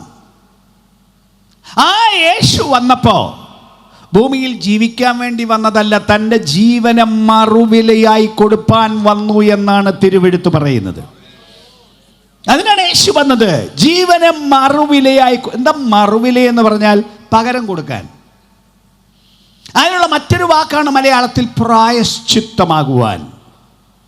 നോക്കൂ, 25-ാം വാക്യം അങ്ങനെയാണ് വായിച്ചത്. വിശ്വസിക്കുന്നവർക്ക് അവൻ തൻ്റെ രക്തം മൂലം പ്രായശ്ചിത്തമാകുവാൻ ദൈവം അവനെ പരസ്യമായി നിർത്തിയിരിക്കുന്നു എന്നൊക്കെ പറഞ്ഞാൽ എന്താണ് അർത്ഥം? എന്തിനാണ് യേശു ലോകത്തിൽ വന്നത്? യേശു ലോകത്തിൽ വന്നത്, ഈ പറഞ്ഞ വാക്കൊന്നുകൂടെ ഞാൻ പറയുന്നു, പ്രായശ്ചിത്തമാകുവാൻ. എന്ത് പ്രായശ്ചിത്തം? നമ്മുടെ തെറ്റിൻ്റെ ശിക്ഷ താങ്ങാനുള്ള കഴിവ് ലോകത്തിൽ ആർക്കും ഇല്ല, ആർക്കും ഇല്ല. പക്ഷെ തെറ്റിന് ശിക്ഷ കൊടുത്തേ പറ്റുള്ളൂ. ദൈവം നീതിമാനല്ലേ? നീതിമാനായതുകൊണ്ട് തെറ്റിന് ശിക്ഷ കൊടുത്തേ പറ്റുള്ളൂ. യേശു പറഞ്ഞു, അതെല്ലാം എൻ്റെ മേൽ ചുമത്തിക്കോളൂ. എല്ലാം ചുമത്തിക്കോളൂ. ആരുടേത്? സകല ലോകത്തിൻ്റെയും പാപം ചുമക്കാൻ വന്ന ദൈവത്തിൻ്റെ കുഞ്ഞ്. ഒരു ജാതിയുടേതല്ല, ഒരു കുലത്തിൻ്റേതല്ല, ഒരു കാലഘട്ടത്തിൻ്റേതല്ല.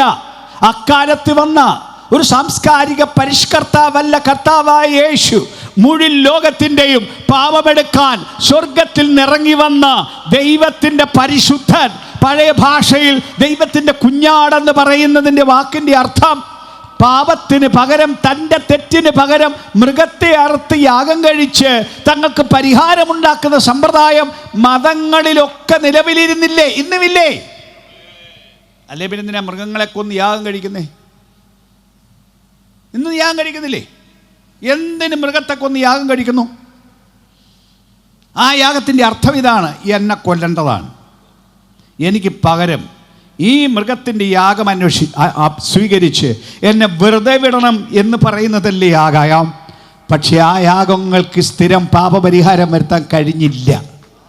ആയിരം മൃഗങ്ങളെ കൊന്നതിനൊന്നും പാപത്തിന് സ്ഥിരം പരിഹാരം വരുത്താൻ കഴിഞ്ഞില്ല. ആ ചെയ്ത തെറ്റിനൊരു ശിക്ഷ ഒന്ന് ഒഴിവാക്കാൻ കഴിഞ്ഞു എന്നല്ലാതെ ഈ ഹൃദയത്തെ ശുദ്ധീകരിക്കാൻ, തെറ്റ് ചെയ്യാതെ ഇതിനെ സംരക്ഷിക്കാൻ അവയ്ക്കൊന്നും കഴിവില്ലാതിരിക്കെ ആകാശത്തിൽ നിന്നിറങ്ങി വന്ന്, സ്വർഗത്തിൽ നിന്നിറങ്ങി വന്ന ഈ പരിശുദ്ധൻ മുഴുവൻ ലോകത്തിൻ്റെയും പാപവും ശിക്ഷയും തൻ്റെ മേൽ ഏറ്റെടുത്തതിൻ്റെ ഫലമാണ് യേശുക്രിസ്തുവിൻ്റെ ക്രൂശീകരണം. അല്ലാതെ യേശുവിനെ ക്രൂശീകരിക്കാൻ ഒരു ന്യായവുമില്ല.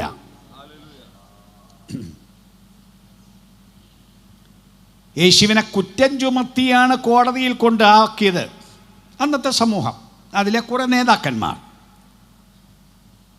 യേശുവിൻ്റെ മേലെ കുറേ ആക്ഷേപങ്ങൾ പറഞ്ഞു കുറ്റം ചുമത്തി കൊണ്ടുപോയാക്കി. ആദ്യം മതക്കോടതിയിൽ കൊണ്ടുപോയി. മതക്കോടതി എന്ന് പറഞ്ഞാൽ യഹൂദന്മാരുടെ മതക്കോടതി. യേശു യഹൂദ കുലത്തിലാണ് ഭൂമിയിൽ പറന്നത്. അതേ അവരുടെ മതക്കോടതിയിൽ കൊണ്ടുപോയി കുറ്റം ചുമത്തി വിസ്തരിക്കാൻ കൊണ്ടുപോയി. വിസ്തരിക്കുന്നത് അവരുടെ മതാധിപന്മാരാണ്. അവരാണ് കുറ്റം ചുമത്തിയത്, അവരാണ് പിടിപ്പിച്ചത്, അവരാണ് കുറ്റത്തിന് സാക്ഷികളെ കൊണ്ടുവന്നത്. അവർ കൊണ്ടുവന്ന സാക്ഷികളെയും യേശുവിനെയും മാറി മാറി വിസ്തരിച്ചിട്ടും ഒറ്റ കുറ്റം തെളിയിക്കാൻ അവർക്ക് കഴിഞ്ഞില്ല. ഒരു കുറ്റം തെളിയിക്കാൻ അവർക്ക് കഴിഞ്ഞില്ല. എന്നാലും കൊല്ലണമെന്ന് നിർബന്ധം. ഇവനെ വെറുതെ വിടാൻ പറ്റില്ല. അന്ന് അവരുടെ മതക്കോടതിക്ക്, അന്നവരെ ഭരിച്ചിരുന്നത് റോമൻ ഗവൺമെൻറ്റാണ്. കൊല്ലാനുള്ള അധികാരം അവർക്ക് കൊടുത്തിരുന്നില്ല. ബാക്കി ശിക്ഷ കൊടുക്കാനുള്ള അധികാരമുണ്ട്. കൊല്ലാനുള്ള അധികാരം സർക്കാരിന് മാത്രമാണ് ഉണ്ടായിരുന്നത്. അതുകൊണ്ട് സർക്കാർ കോടതിക്ക് കൈമാറി. സർക്കാർ കോടതിയിൽ ഗവർണർ പീലാത്തോസ് വിസ്തരിച്ചു. ആവർത്തിച്ച് വിസ്തരിച്ചു. എന്തിന്? ഇവർ പരാതിയും കൊണ്ട് ഇങ്ങനെ വരികയാണ്. ഒരു വിസ്താരം കഴിയുമ്പോൾ പിന്നെയും വരും, വേറെ സാക്ഷിയും കൊണ്ട് വരും, ഇനി ഈ സാക്ഷി, ആ സാക്ഷി. ആവർത്തിച്ച് വിസ്തരിച്ചിട്ടും വിളിച്ചു പറഞ്ഞ വിധി, ആദ്യം മുതൽ അവസാനം വരെ വിളിച്ചു പറഞ്ഞ വിധി, ഈ മനുഷ്യനിൽ ഒരു കുറ്റവും കാണുന്നില്ല.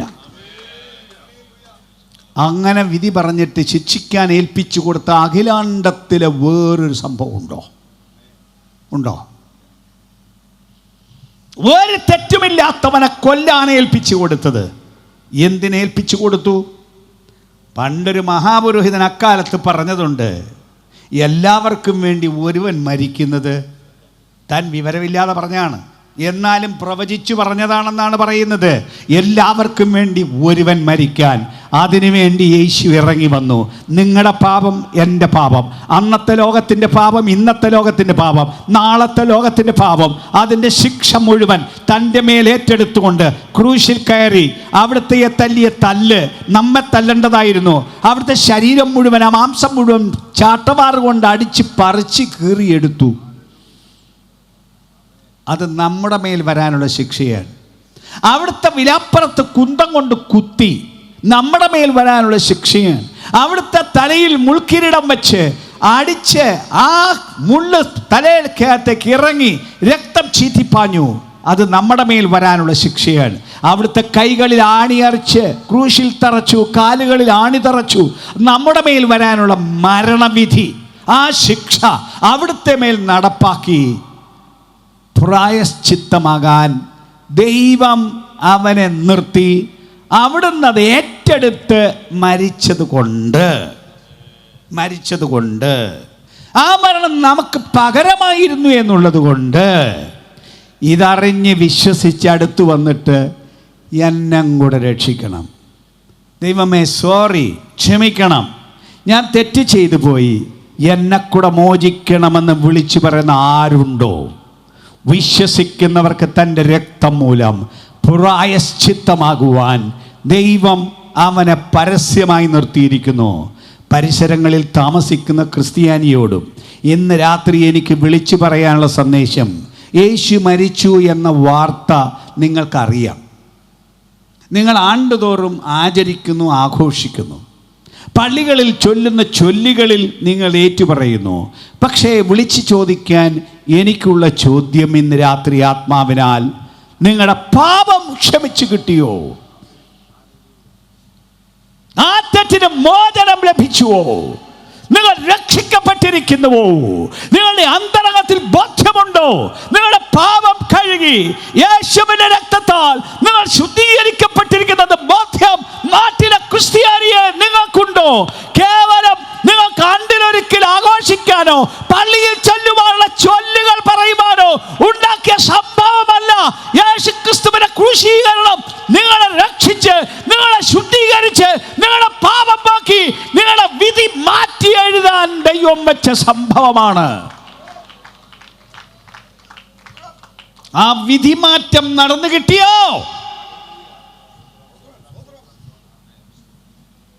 ഇല്ലെങ്കിൽ ഇന്ന് രാത്രിയും ഇതിന് അവസരമുണ്ട്. ഒന്നുകൂടെ ഞാൻ പറയുന്നു, ആ മരണം എനിക്ക് പകരമുള്ള മരണമാണ്, എൻ്റെ തെറ്റിനുള്ള ശിക്ഷയാണ്. അത് അങ്ങ് സഹിച്ചു. എനിക്കിനി മേലാൽ ആ തെറ്റ് വേണ്ട. ആ തെറ്റിന്റെ ഫലം മരണമാണ്. തെറ്റിന്റെ ഫലം ദൈവത്തോടുള്ള അകൽച്ചയാണ്. തെറ്റിന്റെ ഫലം വരാനുള്ള ന്യായവിധിയാണ്. എനിക്ക് അവിടെ പോകണ്ട, എന്നെ കൂടെ രക്ഷിക്കണമെന്ന് ഹൃദയം തുറന്ന് വായ് കൊണ്ട് ഏറ്റുപറയണം.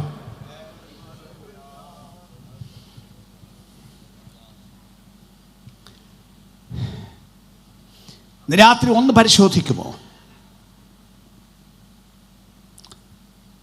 വിപരീതമായ വിധി ദൈവം മായ്ച്ചു കളഞ്ഞ്, ഇവിടെ പറഞ്ഞ ക്രൂശിൽ തറച്ച് നടുവിൽ നിന്ന് നീക്കിക്കളഞ്ഞു. ആ മരണഭയം മാറി, പാതാള ഭയം മാറി, നിത്യജീവൻ ലഭിച്ചു എന്ന ബോധ്യത്തിൽ മനുഷ്യൻ ജീവിക്കാൻ ദൈവം യേശുക്രിസ്തുവിന്റെ ക്രൂശിലൂടെ മനുഷ്യനോട് ആവശ്യപ്പെടുന്നു. ആ ക്രൂശിൽ ചൊരിഞ്ഞ രക്തത്താൽ മോചനം കിട്ടിയ കോടി കോടി കോടി കോടി മനുഷ്യർ ഭൂമിയിലുണ്ട്. ഇന്ന് രാത്രി ഇതിലിരിക്കുന്നവരിലില്ലേ? യേശുവിൻ്റെ രക്തത്താൽ എൻ്റെ പാപം പോക്കിക്കിട്ടി, എന്നെ കഴുകി, എൻ്റെ ജീവിതത്തിന് മോചനം തന്നു എന്ന് ഈ അന്തരംഗത്തിൻ്റെ ബോധ്യമുള്ള നിങ്ങൾ എത്ര പേര് ഇതിനകത്തിരിപ്പുണ്ട്? ഉള്ളു തുറന്ന് പറയത്തക്കവണ്ണം ഉണ്ടോ? കുറേ പേര് നിശ്ചയമായിട്ടും ഉണ്ടാവും. ആ കരങ്ങൾ നല്ല ഉറപ്പുള്ളവരുണ്ടെങ്കിൽ ഒന്ന് ഉയർത്തിപ്പിടിക്കാമോ? അങ്ങനെയുള്ളവരാണ് കൂടുതലും ഈ യോഗത്തിൽ വന്നിരിക്കുന്നത്. പക്ഷേ ഈ വാർത്ത നാട് മുഴുവൻ പോകണ്ടേ? എല്ലാ മനുഷ്യരും അറിയണ്ടേ? ഇത് ക്രിസ്ത്യാനിക്ക് മാത്രമാണോ? അല്ലെന്നേ, എല്ലാ മനുഷ്യർക്കും, ഹിന്ദുവിനും മുസ്ലിമിനും ബുദ്ധമതക്കാരനും ജൈനമതക്കാരനും മതമില്ലാത്തവനും നാസ്തികനും എല്ലാവർക്കുമുള്ള ദൈവ സന്ദേശമാണ്. നിങ്ങൾക്ക് വിപരീതമായ കയ്യെഴുത്തും വായിക്കും, നിന്നെ കൊല്ലണമെന്നുള്ള വിധി ക്യാൻസൽ ചെയ്യും എന്ന് പറയുമ്പോൾ അതിപ്പരം പരമ സന്തോഷം വരുന്ന വേറെ ഒരു വിധിയുണ്ടോ? ഇല്ലല്ലോ. അതാണ് ഒന്നാമത്തെ സംഭവം. രണ്ടാമത്തെ സംഭവം ഇന്ന് രാത്രി ഞാൻ വിളിച്ചു പറയുമ്പോൾ എനിക്ക് ദേശത്തോട്, ദേശത്തിൻ്റെ ആധിപത്യങ്ങളോട്, ആകാശശക്തികളോട് വിളിച്ചു പറയാനുള്ള സന്ദേശം കൂടിയാണ്. ഇന്ന് രാത്രി പ്രസംഗത്തിൻ്റെ ഭാഗം അതുകൂടിയാണ്. എല്ലാവർക്കും ഞാൻ പറഞ്ഞ വാക്ക് തിരിയത്തില്ലായിരിക്കാം, തിരിയുന്ന കുറേ ആളുകളുണ്ടാവാം. ആ ആളുകൾ എൻ്റെ വാക്ക് ശ്രദ്ധിക്കും, എല്ലാവരും ശ്രദ്ധിച്ചോളൂ. പക്ഷേ ഇന്ന് രാത്രി ദേശത്തൊരു ദൈവപ്രവൃത്തിക്ക് ഒരു പ്രഖ്യാപനം നടത്തണമെന്ന് എനിക്ക് നിയോഗം. എന്താണ് നിയോഗം? വാക്യം 15. വാഴ്ചകളെയും അധികാരങ്ങളെയും ആയുധവർഗം വെപ്പിച്ചു, ക്രൂശിൽ അവരുടെ മേൽ ജയോത്സവം കൊണ്ടാടി, അവരെ പരസ്യമായ കാഴ്ചയാക്കി. ആ വാചകം കേട്ടാൽ അർത്ഥം അത്ര പ്രകടമാവില്ല. അതുകൊണ്ട് ആ വാക്യം ഞാൻ അല്പം വ്യാഖ്യാനിച്ചേ പറ്റുള്ളൂ.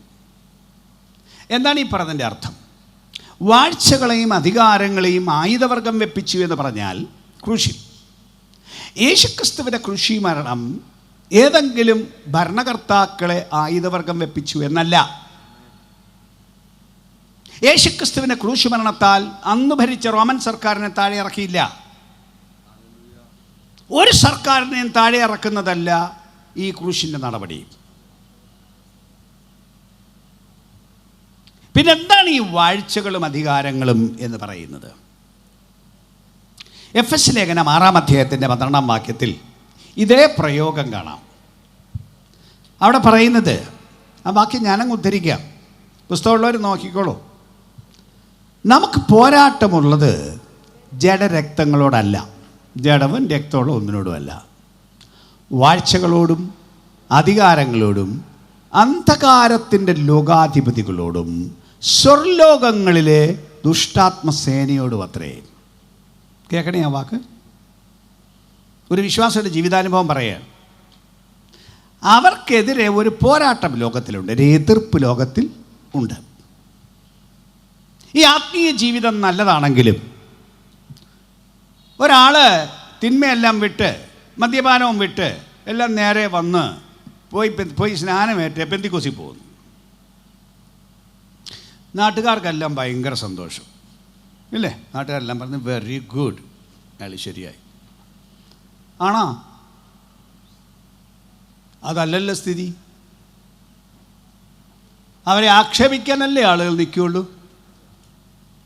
ഇത് പരമ നാണക്കേടായി പോയി എന്ന് പറയുന്നവരല്ലേ നല്ലൊരു പങ്കാളുകൾ. മദ്യപാനം വിട്ടതും ഗുണപ്പെട്ടതും അവർക്ക് ബാധകമല്ല. ഇയാൾ പോയി വെള്ളത്തിൽ മുങ്ങി സ്നാനപ്പെട്ട് പെന്തിക്കോസിൽ പോയി. പരമ നാണക്കേട്, കുടുംബത്തിന് നാണക്കേട് അല്ലേ? പോകുമ്പോൾ കൂട്ടുകാരെല്ലാം ഓ ഇയാൾ നന്നായില്ലേ, വെരി ഗുഡ് എന്ന് പറയുമോ? കളിയാക്കാനല്ലേ കൂടുള്ളൂ, ആക്ഷേപിക്കാനല്ലേ നിൽക്കുകയുള്ളൂ. അല്ലാതെ ഇതിൻ്റെ ഗുണം മനസ്സിലാക്കാൻ ആളുണ്ടോ? കുടുംബക്കാര് അവൻ നന്നായി പോട്ടെ എന്നാണോ പറയുന്നത്? ഏതെങ്കിലും തരത്തിന് അവനെ തിരിച്ചു കൊണ്ടുപോകാൻ സകല പരിശ്രമങ്ങളും ചെയ്യുന്ന ഈ ലോകം എന്തുകൊണ്ട്? അവൻ ഗുണപ്പെടണ്ടെന്നുള്ള ആഗ്രഹം കൊണ്ടോ? അല്ലാന്നേ. ഇതിൻ്റെ എല്ലാം പിന്നിൽ വ്യാപരിക്കുന്ന ഒരാധിപതിയുണ്ട്. എന്താണ് പറഞ്ഞിരിക്കുന്ന വാക്ക്? ഒന്നുകൂടെ ഞാൻ ഉദ്ധരിക്കുന്നു. വാഴ്ചകളോടും അധികാരങ്ങളോടും, ബാക്കി കേൾക്കണേ, അന്ധകാരത്തിൻ്റെ ലോകാധിപതികളോടും, ലോകത്തിൽ തെറ്റുവരുത്തുന്ന, അവിടെ അന്ധകാരം എന്ന് വെച്ചാൽ തെറ്റുവരുത്തുന്ന, തിന്മ വരുത്തുന്ന ഈ സംവിധാനത്തിന് ഒരു അധികാരിയുണ്ട്, ഒരു ഭരണാധികാരിയുണ്ട്. ആ ഭരണാധികാരിക്ക് ആകാശമണ്ഡലത്തിൽ തൻ്റെ തെറ്റ് നടപ്പാക്കാൻ ഒരു ഭൂതസേനയുണ്ട്, ഒരാകാശസേനയുണ്ട്. അവർക്ക് പറയുന്ന വേദപുസ്തകത്തിൻ്റെ പേരാണ് ഭൂതങ്ങൾ, ദുഷ്ടാത്മാക്കൾ. മദ്യപാനം ചെയ്യാൻ എല്ലാവർക്കും അങ്ങ് ആഗ്രഹമുണ്ടായിട്ടാണോ മദ്യപാനം ചെയ്യുന്നത്? രക്ഷപ്പെടാൻ ആഗ്രഹമുള്ള മനുഷ്യന് രക്ഷപ്പെടാൻ മേലാതെ അതിനകത്ത് കുടുങ്ങി കിടക്കുകയല്ലേ? രാവിലെ എഴുന്നേറ്റ് വരുമ്പോൾ എത്ര മനുഷ്യരാണ്, ആണുങ്ങൾ ഇന്ന് ഭാര്യയ്ക്ക് 10 ഇടി കൊടുക്കണം എന്ന് പറഞ്ഞ് എഴുന്നേറ്റ് വന്ന പുരുഷന്മാർ എത്ര ഉണ്ട്? മഹാദുഷ്ടന്മാരും അല്ലാതെ ബാക്കിയുള്ളവരെല്ലാം ഇന്ന് മര്യാദയ്ക്ക് നല്ല പോലെ ഭാര്യയുടെ കൂടെ ജീവിക്കണമെന്ന് പറഞ്ഞല്ലേ എഴുന്നേറ്റ് വന്നത്. സന്ധ്യയായപ്പോൾ ഇടി കഴിഞ്ഞു, സംഭവിച്ചു പോയി എന്നല്ലേ ഉള്ളൂ. മനസ്സോടാണോ തെറ്റ് ചെയ്തത്? മനസ്സോടാണോ? ഒരു സമ്മർദ്ദം വന്നതല്ലേ, ഒരു നിമിഷം സംഭവിച്ചു പോയതല്ലേ, പിടിവിട്ടു പോയതല്ലേ. എന്തുകൊണ്ട്? നിങ്ങളുടെ ആഗ്രഹത്തിന് വിപരീതമായി, നിങ്ങളുടെ താല്പര്യത്തിന് വിപരീതമായി നിങ്ങളിൽ സംഭവിച്ചെങ്കിൽ ഒരു ശക്തി നിങ്ങളെ അതിന് തള്ളിവിട്ടതല്ലേ. ആ തള്ളിവിട്ട ആ അന്ധകാര ശക്തിയുടെ പേര് വേദപുസ്തകം പിശാച് എന്ന് വിളിക്കും, ദുഷ്ടാത്മാക്കൾ എന്ന് വിളിക്കും, ഭൂതാത്മസേന എന്ന് വിളിക്കും. ആ മണ്ഡലം, ആകാശ മണ്ഡലം, ഇതിൻ്റെ ഒരു സേന നിറഞ്ഞു നിൽപ്പുണ്ട്. ജീസസ്, ഞാൻ ഇന്ന് രാത്രി ഈ വചനം പ്രസംഗിക്കുമ്പോൾ ഇതിനെതിരെയുള്ള ഒരു ശക്തിയുടെ വ്യാപാരമുണ്ട്. ഇത് മനുഷ്യൻ്റെ അകത്ത് കയറാതിരിക്കാൻ പരിശ്രമിക്കുന്ന ഒരു ശക്തിയുടെ വ്യാപാരമുണ്ട്. ഇത് കേൾക്കരുതെന്ന് പറയാൻ പ്രേരണ കൊടുക്കുന്ന ഒരു ശക്തിയുടെ വ്യാപാരമുണ്ട്. ഇത് കേട്ടോണ്ടിരിക്കുമ്പോൾ ഉറക്കം വരുത്തുന്ന ഒരു ശക്തിയുടെ വ്യാപാരമുണ്ട്. ഇതിനെതിരെ മത്സരം കൊണ്ടുവരുന്ന ഒരു ശക്തിയുടെ വ്യാപാരമുണ്ട്. കാരണം ദേശം നന്നാകാൻ പിശാചിന് ആഗ്രഹമില്ല, തിന്മ മാറാൻ തിന്മയുടെ അധിപൻ ആഗ്രഹമില്ല, സമൂഹം മുഴുവൻ നന്നാകണമെന്നല്ല ഈ ലോക സംവിധാനത്തിൻ്റെ ആഗ്രഹം. ഇതിനകത്ത് തിന്മ വ്യാപരിപ്പിക്കുന്ന ഈ ഒരു അന്ധകാര വ്യാപാരം ദേശം മുഴുവൻ നടന്ന് ഇത്രയും സുവിശേഷം പ്രസംഗിച്ചിട്ടും ലളിതമായി പറഞ്ഞിട്ടും ആവർത്തിച്ച് കേട്ടിട്ടും അയൽപക്കക്കാരന് രൂപാന്തരം വന്നത് കണ്ടിട്ടും പിന്നെയും മനസ്സ് കഠിനപ്പെടുത്തി വ്യാപരിക്കുന്ന ദേശ ആധിപത്യത്തെക്കുറിച്ച്, പിശാചിന്റെ പ്രവൃത്തിയെക്കുറിച്ച് തിരുവെഴുത്ത് പറയുന്ന കേൾക്കൂ. അതിൻ്റെ അധിപതിയെ ആയുധവർഗം വെപ്പിച്ച് നിശേഷം പരാജയപ്പെടുത്തി ക്രൂശിൽ ജയോത്സവം കൊണ്ടാടി എന്ന് പറയുമ്പോൾ അല്പം കൂടെ പറയണം. അതിൻ്റെ അർത്ഥം ക്രൂശിൻ്റെ ആ സംഭവത്തിന് ശേഷം ഇനി പിശാചില്ലെന്നാണോ? അയാളുടെ പ്രവൃത്തി ഇല്ലാതായി എന്നാണോ? അല്ല, അയാൾ ഇന്നും പ്രവർത്തിക്കുന്നു. പിന്നെന്താ ഈ തോപ്പിച്ചു എന്ന് പറയുന്നതിൻ്റെ അർത്ഥം? ജയിക്കാൻ ആഗ്രഹമുള്ളവരാരോ, യേശു മുഖാന്തരം ജയമുണ്ട് എന്ന് അറിഞ്ഞവരാരോ, നിങ്ങൾക്ക് ജയിക്കണോ? നിങ്ങൾക്ക് പിശാചിൻ്റെ മേൽ ജയം വേണോ? ഭൂതാത്മാക്കളുടെ മേൽ ജയം വേണോ? ലഭ്യമാണ്. നിങ്ങളെ തടഞ്ഞു നിർത്താൻ അതിന് പറ്റില്ല. ജയത്തിൻ്റെ ഉത്സവം നിങ്ങൾക്ക് വേണ്ടി ചെയ്ത് ജയിക്കാനുള്ള ആർക്കും ജയം ഉറപ്പായി വാഗ്ദത്തം ചെയ്തിരിക്കുന്ന അത്ഭുതകരമായ ക്രിയയാണ് ക്രൂശിന്മേൽ നടന്നത്. ഞാൻ ഇന്ന് രാത്രി പറയുന്ന ഈ ആത്മീക സന്ദേശം ഞാൻ ഒന്നുകൂടെ പറയുന്നു. എല്ലാവരുടെയും അകത്ത് തിരിഞ്ഞൊന്നും വരില്ല. പക്ഷേ ഇന്ന് രാത്രി ഈ ദേശാധിപതിയുടെ മേൽ ഒരു നടപടി ദൈവത്തിന് നടത്താനുണ്ട്. അതുകൊണ്ട് എന്നോടൊപ്പം ഈ സത്യം മനസ്സിലാകുന്നവർ അവർ ആത്മാവിൽ ദൂത് കൈക്കൊള്ളണം. ഇന്ന് രാത്രി ഈ കുറ്റിക്കാട് ദേശത്തും ഈ പരിസരത്തും വാഴുന്ന ശുശ്രൂഷകൾക്കെതിരെ, ആത്മീക പ്രവർത്തികൾക്കെതിരെ വ്യാപരിക്കുന്ന ദുഷ്ടാത്മശക്തിയെ ജയിക്കാൻ ഇപ്രദേശത്തുള്ള ദൈവജനത്തോട് ഇന്ന് രാത്രി പരിശുദ്ധാത്മാവ് ആവശ്യപ്പെടുകയാണ്. ഇതിനകത്ത് നിങ്ങൾ സമ്മർദ്ദം ചെലുത്തപ്പെട്ടവരായി, ഇതിന് നടുവിൽ ഞെരുങ്ങിയവരായി, ഇവിടൊന്നും പറ്റില്ല എന്ന് ധരിച്ച് ജീവിക്കുന്ന ദൈവമക്കളെന്ന് പറയുന്ന ചിലരോട്, ശുശ്രൂഷക്കാരായ ചിലരോട്, നിങ്ങളുടെ കയ്യിൽ ഇത് ഒതുങ്ങില്ലെന്നും ഈ ദേശത്ത് പ്രവർത്തനങ്ങൾ നടക്കില്ല എന്നും പറയുന്ന നിങ്ങളോട് ഇന്ന് രാത്രി പരിശുദ്ധാത്മാവിന് പറയാനുള്ള സന്ദേശം, നിങ്ങളുടെ ധാരണ ശരിയല്ല. നിങ്ങളെ പിശാച് പിന്നെയും ഒതുക്കാൻ ശ്രമിക്കുകയാണ്. നിങ്ങളുടെ മനസ്സിനെ കുരുടാക്കാൻ ശ്രമിക്കുകയാണ്. നിങ്ങളുടെ മനസ്സൊരിക്കൽ തുറന്നു തന്നതാണ്. പിന്നെയും സാഹചര്യങ്ങൾ കൊണ്ടുവന്ന്, സമ്മർദ്ദങ്ങൾ കൊണ്ടുവന്ന്, എതിരായ സാഹചര്യങ്ങൾ കൊണ്ടുവന്ന്, അസാധ്യമെന്ന് പറഞ്ഞ ചിന്ത കൊണ്ടുവന്ന് നിങ്ങളെ ഒതുക്കുന്നതിൻ്റെ നടുവിൽ ഈ ദേശത്തോട് ഇന്ന് രാത്രി ആത്മാവിൽ ഒന്ന് വിളിച്ചു പറയാൻ, പിശാചേ, ദേശത്ത് വ്യാപിക്കുന്ന ഈ ദേശത്തിൻ്റെ അധിപതിയായി പിശാച് നിർത്തിയിട്ടുള്ള അതിൻ്റെ ഏജന്റന്മാരുണ്ട്, ദുഷ്ടാത്മാക്കളുണ്ട്. മനുഷ്യരല്ല, ദുഷ്ടാത്മാക്കളുണ്ട്. അതിനോട് ഇന്ന് രാത്രി നിന്റെ പ്രവൃത്തി ഇവിടെ ജയിക്കില്ല, അതിനെ ഞങ്ങൾ അനുവദിക്കില്ല. അതിനോട് പൊരുതുവാൻ ഞങ്ങളെ ദൈവം നിയമിച്ചിരിക്കുന്നു. അതിനെതിരെ വരുവാൻ ഞങ്ങൾ ദൈവത്തിൻ്റെ സർവായുധ വർഗം ധരിച്ച് പിശാച് നിനക്കെതിരെ വരുന്നു. സഭകൾക്ക് കേടുവരുത്തുന്ന, സഭയിൽ പ്രശ്നങ്ങൾ സൃഷ്ടിക്കുന്ന, സഭയിൽ തിന്മകൾ വ്യാപരിക്കുന്ന, ദേശത്ത് മനുഷ്യനെ മൂടുന്ന ഇരുട്ടിൻ്റെ വ്യാപാരമേ, ജീസസ് ദൈവത്തിൻ്റെ വെളിച്ചം ദേശത്ത് പ്രകാശിപ്പിക്കുവാൻ ഞങ്ങളെ ദൈവം വിളിച്ചിരിക്കുന്നു. ദുഷ്ടാത്മസേനയുടെ മേൽ ഞങ്ങൾക്ക് അധികാരമുണ്ട് എന്ന് പ്രഖ്യാപിക്കുവാൻ ഒന്നുകൂടെ വിളിച്ചു പറയുന്നു. ചില കുടുംബങ്ങളെ ശരിക്കും ഞെരുക്കി ദണ്ണിപ്പിച്ച്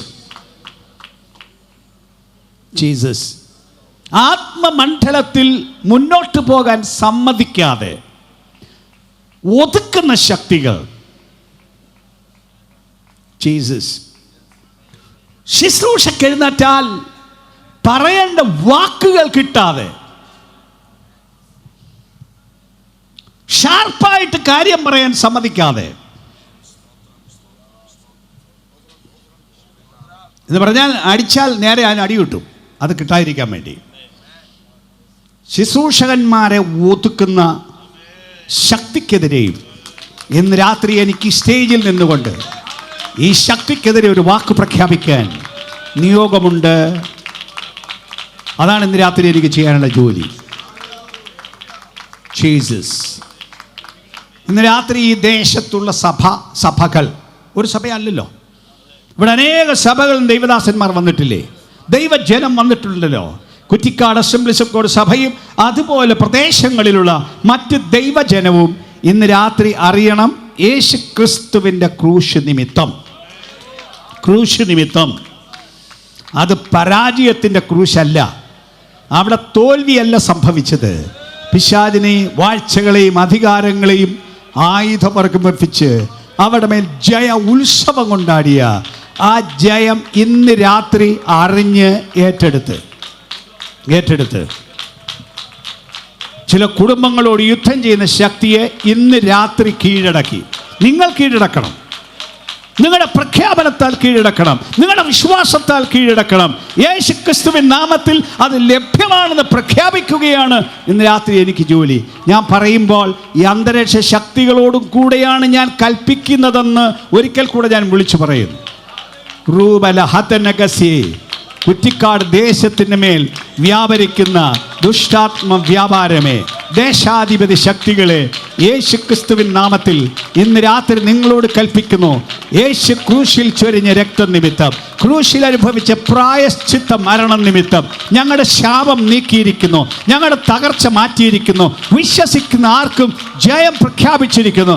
അതുകൊണ്ട് ദേശത്തെ ഒതുക്കിയ നിന്നെ പിടിച്ചുകെട്ടി നിന്റെ മേൽ ആധിപത്യം എടുക്കുവാൻ, ജയം പ്രഖ്യാപിക്കുവാൻ, ആളുകളെ സ്വതന്ത്രമാക്കുവാൻ ദൈവത്തിൻ്റെ അധികാരം തന്നിരിക്കാൻ, പാമ്പുകളെയും തേളുകളെയും ശത്രുവിന് സകല ബലത്തെയും ചവിട്ടാൻ ഞാൻ നിങ്ങൾക്ക് അധികാരം തരുന്നു, ഒന്നും നിങ്ങൾക്ക് ദോഷം വരുത്തില്ല എന്ന് അരുളി ചെയ്ത യേശു ക്രിസ്തുവിന്റെ നാമത്തിൽ ദേശാധിപതി ശക്തിയോട് കൽപ്പിക്കുന്നു.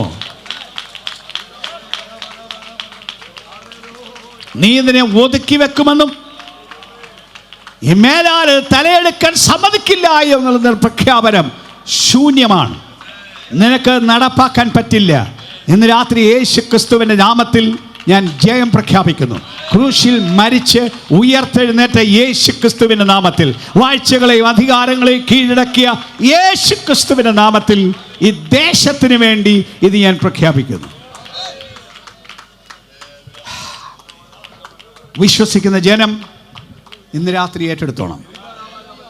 ഈ മണ്ഡലത്തിൻ്റെ മേൽ ആത്മാവിന് പ്രഖ്യാപിക്കാനുള്ള ജയവും ആധിപത്യവും ഞാൻ ആത്മാവിൽ പ്രഖ്യാപിക്കുകയാണ്.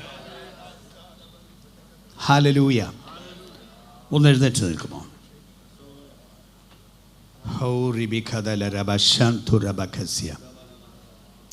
അല്പസമയം ഒന്ന് ധ്യാനിക്കാൻ തയ്യാറാവുമോ? ഇന്ന് രാത്രി പറഞ്ഞ വചനം കേട്ടിരിക്കുന്നുവല്ലോ. എൻ്റെ വിശ്വാസത്തിൽ വളരെ ലളിതമായി എല്ലാവർക്കും മനസ്സിലാകുന്ന ഭാഷയിൽ ഞാൻ ഈ സുവിശേഷം പറഞ്ഞിരിക്കുകയാണ്. യേശുക്രിസ്തുവിൻ്റെ മരണനിമിത്തം ഇന്നും പാപമോചനം ലഭിച്ചിട്ടില്ലെങ്കിൽ, തിന്മയിൽ നിന്ന് വിടുതൽ പ്രാപിച്ചിട്ടില്ലെങ്കിൽ, ഇന്ന് രാത്രിയെങ്കിലും ചെന്ന് ദൈവത്തോടൊന്ന് പറയണം. ദൈവം അങ്ങ് ദൂരെയല്ല, നിങ്ങൾ നിൽക്കുന്നിടത്ത് തന്നെയുണ്ട്, ഇരിക്കുന്നിടത്ത് തന്നെയുണ്ട്. യേശുവെ, ആ മരണം എനിക്ക് വേണ്ടിയും കൂടി ആയിരുന്നു. എൻ്റെ ശിക്ഷയാണ് ഏറ്റെടുത്തത്. അത് നിമിത്തം എന്നെ കൂടെ രക്ഷിക്കണം. വായി തുറന്ന് പറഞ്ഞാൽ മതി, ഹൃദയം തുറന്ന് പറഞ്ഞാൽ മതി. ഇന്ന് രാത്രി തന്നെ ശുദ്ധീകരിക്കുന്ന ദൈവപ്രവൃത്തി ഉണ്ടാവും. തെറ്റുകൾ മാറ്റുന്ന ദൈവപ്രവൃത്തി ഉണ്ടാവും. ക്ഷമിക്കുകയും തെറ്റുകൾ നീക്കുകയും ചെയ്യും. ഒരു പുതിയ ജീവിതം വേണം. ഒന്നുകൂടെ ക്രിസ്ത്യാനികളോടും ഞാൻ വിളിച്ചു പറയുന്നു, യേശുവിൻ്റെ ക്രൂശെന്നും പറഞ്ഞ് മാത്രം നടന്നാൽ പോരാ. അതിൻ്റെ ശക്തി, പാപമോചനത്തിൻ്റെ ശക്തി അനുഭവിക്കണം. പാപം വിട്ട് തിരിയണം. മാനസാന്തരപ്പെട്ട് ദൈവത്തെങ്കിലേക്ക് തിരിയണം. സ്നാനമേറ്റ് നിങ്ങളുടെ പാപങ്ങളെ കഴുകിക്കളയണം. ദൈവത്തിൻ്റെ കൽപ്പനയാണ്. അതിന് വരെ കുറുക്കു വഴിയില്ല. ജീസസ്. അതിനുവേണ്ടി ഇന്ന് രാത്രി ഈ ദേശത്തെ ജനത്തെ ദൈവം വിളിക്കുന്നു. നല്ലൊരവസരം. അനേക തവണ സുവിശേഷം കേട്ടിട്ടുണ്ടാവാം. എന്നാലും ഒന്നുകൂടെ പറഞ്ഞത്, ഇന്നെങ്കിലും ഈ രക്ഷ ജീവിതത്തിന് വരാൻ, ഇന്നെങ്കിലും വരാൻ. മറ്റേ ഭാഗം ഞാൻ ആവർത്തിച്ചു പറയുന്നു. തിന്മയുടെ ശക്തി, പിശാചിൻ്റെയും അവൻ്റെ ദൂതന്മാരുടെയും ശക്തി പലരെയും ഒതുക്കി, പല നന്മകളും മുടക്കി, ജയജീവിതം സമ്മതിക്കാതെ നന്മകൾക്ക് കേടുവരുത്തി അസ്വസ്ഥത സൃഷ്ടിക്കുന്ന കുടുംബങ്ങളിൽ, വ്യക്തിയിൽ ഇന്ന് രാത്രി ഒരു ജയത്തിന്, ഒരു പ്രഖ്യാപനം നടത്താൻ നിങ്ങളോട് ദൈവം പറയുന്നു. ജയമുണ്ട് എന്നൊരിക്കൽ കൂടെ ഞാൻ വിളിച്ചു പറയുന്നു. ക്രൂശില ജയം ലഭ്യമാണ്. വിശ്വസിച്ച് എന്നെ ശുദ്ധീകരിക്കണമെന്ന് ഏറ്റുപറഞ്ഞ് തിരിച്ച് ഈ ദുഷ്ടാത്മശക്തിയോട് പറയാൻ തയ്യാറാവൂ, പിശാചേ, നിനക്കെൻ്റെ മേൽ ആധിപത്യം തരില്ല. എൻ്റെ വീടിൻ്റെ മേൽ ആധിപത്യം തരില്ല. യേശു കർത്താവായി എൻ്റെ അകത്ത് വന്നിരിക്കുന്നു, എൻ്റെ വീട്ടിൽ വന്നിരിക്കുന്നു. നിനക്കിനി ഇവിടെ പ്രവേശനമില്ല എന്ന് പറയാൻ ഇന്ന് രാത്രി ഒരുക്കമാണോ? ജയം ഇന്ന് രാത്രിയുണ്ട്. ജയം ഇന്ന് രാത്രിയുണ്ട്. ഓ ശന്തരലഭാഷ്യ. അല്പസമയം ഒന്ന് സമർപ്പിച്ച് പ്രാർത്ഥിക്കുമോ? ആ സമയത്ത് എന്നൊന്ന് പ്രാർത്ഥിക്കുമോ? ആ ജയം ഉള്ളത്തിൽ നിന്ന് വ്യാപരിക്കാൻ അനുവദിക്കുമോ? കമാൻ, അനുവദിക്കുമോ? ആത്മമണ്ഡലത്തിൽ ജീവിക്കുകയും ശുശ്രൂഷകൾക്ക് നേരിട്ട് ഉത്തരവാദികളാകുകയോ ശുശ്രൂഷകൾക്ക് സഹായികളാകുകയോ ചെയ്തിട്ടുള്ളവരോട് ഞാൻ ഒടുവിൽ പറഞ്ഞ ദൂത് ഒന്നുകൂടെ പറയുന്നു.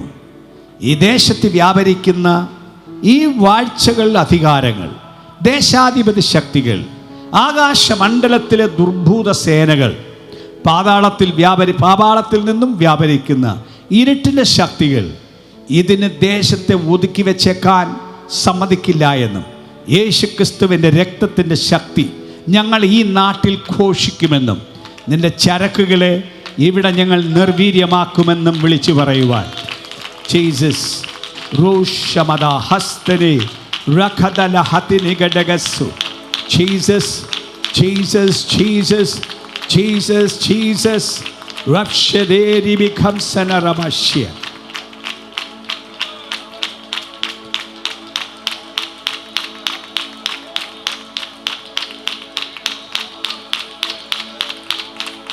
കമാൻ, വിശ്വാസത്താൽ പ്രഖ്യാപിച്ചുകൊള്ളൂ.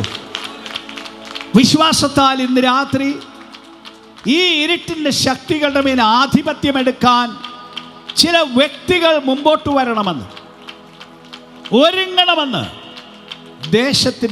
ദേശത്തിൻ്റെ മേൽ ആത്മാവ് വിളിച്ചു പറയുന്നു. പരിശുദ്ധാത്മാവ് വിളിച്ചു പറയുന്നു.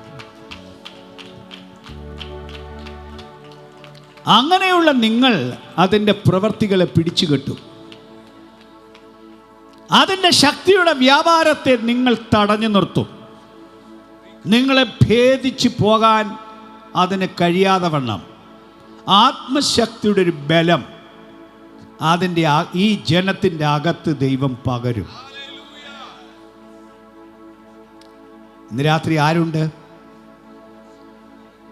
ദേശത്തിലെ ഇരുട്ടിൻ്റെ ശക്തികൾക്കെതിരെ യേശുവിൻ്റെ രക്തത്തിൻ്റെ ശക്തിയാൽ, ആത്മാവിൻ്റെ വ്യാപാരത്താൽ നിലകൊള്ളാൻ, ഒരു പ്രഖ്യാപനം നടത്താൻ ഇതിനകത്ത് എത്ര പേരുണ്ട്? എത്ര പുരുഷന്മാരുണ്ട്? എത്ര സ്ത്രീകളുണ്ട്? നിങ്ങൾ ഭയപ്പെടേണ്ടതില്ല. ആയുധവർഗം വെപ്പിച്ച് ക്രൂശിലവരുടെ മേൽ ജയോത്സവം കൊണ്ടാടിയത് നമുക്ക് വേണ്ടിയാണ്. ഭയപ്പെട്ട് മാറി നിൽക്കാതെ രാത്രി ദേശാധിപതി ശക്തിയോടൊന്ന് കൽപ്പിക്കുവാൻ, അതിൻ്റെ ആധിപത്യത്തിൽ നിലകൊള്ളാൻ ഈ കുറ്റിക്കാട് ദേശത്തും പരിസരത്തുമുള്ള ദൈവജനത്തോട് പരിശുദ്ധാത്മാവ് പറയുന്നു. ഒരിക്കൽ കൂടെ ഞാൻ വിളിച്ചു പറയും, ഓ മൈ ഗാഡ്, കമാൺ, പ്രാർത്ഥിക്കുമോ ഒരല്പസമയം? ഈ ദേശത്ത് വ്യാപരിക്കുന്ന ഇരുട്ടിൻ്റെ ശക്തികൾക്കെതിരെ അല്പസമയം പ്രാർത്ഥിക്കുമോ? ആ പ്രാർത്ഥന വായി തുറന്ന് പ്രഖ്യാപനമാവാം. നിങ്ങളുടെ ഭാഷയിൽ, നിങ്ങളുടെ സ്വന്തം ഭാഷയല്ലാതെ ആത്മാവ് തരുന്ന ഭാഷയിൽ പറയുന്ന വാക്കുകളാവാം.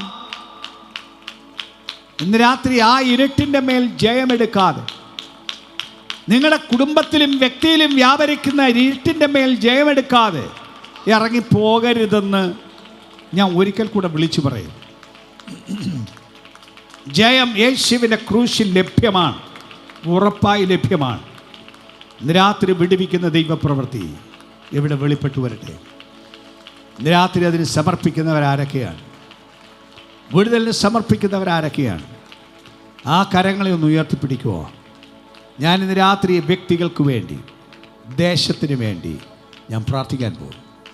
ജീസസ് റോഷി തര മഖനസിയ. ഇന്ന് രാത്രി വിളിച്ചു ചോദിക്കാൻ തയ്യാറുണ്ടോ? മരണമേ നിൻ്റെ ജയം എവിടെ? പാതാളമേ നിൻ്റെ ജയം എവിടെ? തിന്മയുടെ വ്യാപാരമേ നിൻ്റെ ജയം എവിടെ? യേശു ക്രിസ്തുവിൻ്റെ ക്രൂശിൽ എനിക്ക് ജയമുണ്ടെന്ന് പ്രഖ്യാപിക്കാൻ ഇന്ന് രാത്രി ജനം തയ്യാറാവട്ടെ.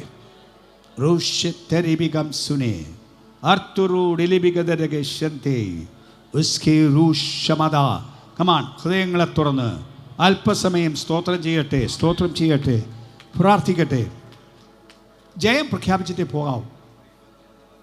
പ്രസംഗം കേട്ടിട്ട് പോകരുത്. അങ്ങനെ കേൾക്കേണ്ട ഒരു പ്രസംഗമല്ല ഇന്ന് രാത്രി പ്രസംഗിച്ചത്. വ്യക്തി ജീവിതത്തിലും കുടുംബത്തിലും ദേശശക്തിയുടെ മേൽ ജയമെടുക്കേണ്ട ഒരു പ്രഖ്യാപനം.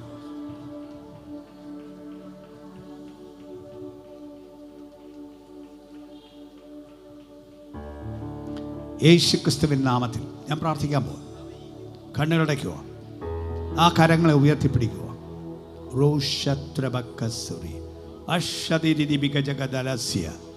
യേശു ക്രിസ്തുവിൻ്റെ ക്രൂശിൻ്റെ ജയത്തിനായി ഇന്ന് രാത്രി സ്തോത്രം ചെയ്യുന്നു.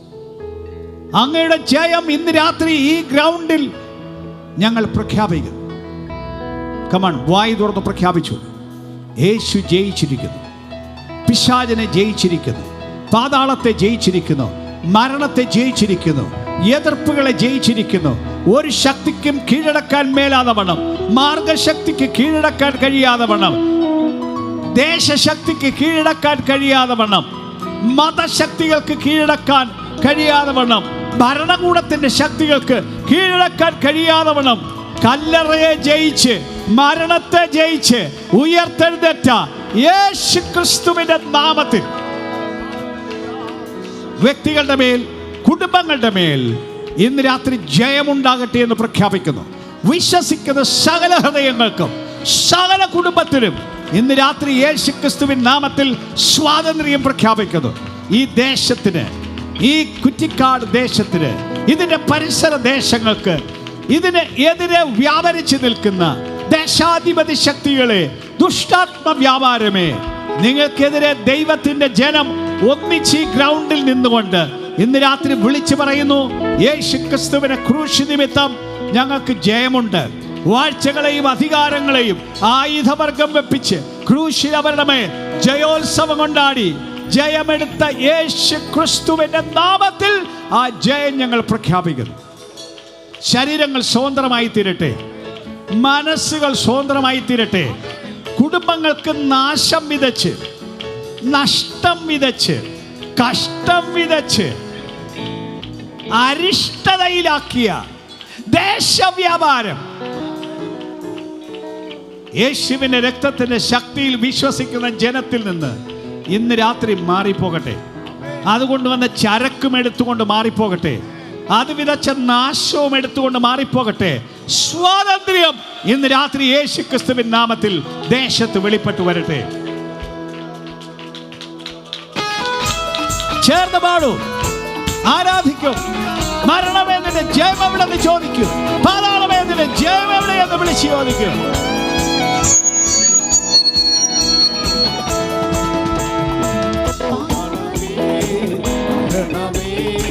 നിന്നുടെ ജയമെവിടെ?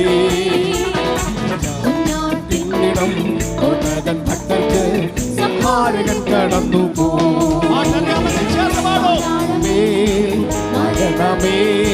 നിന്നുടെ ജയമെവിടെ?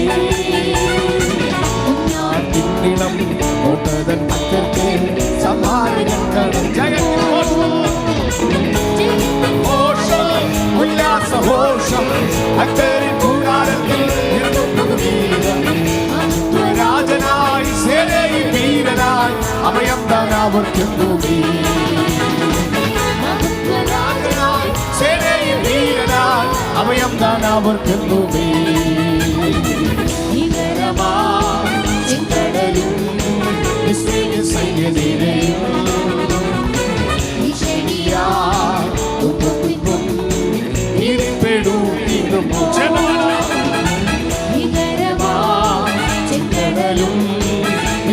സൈന്യനിരയും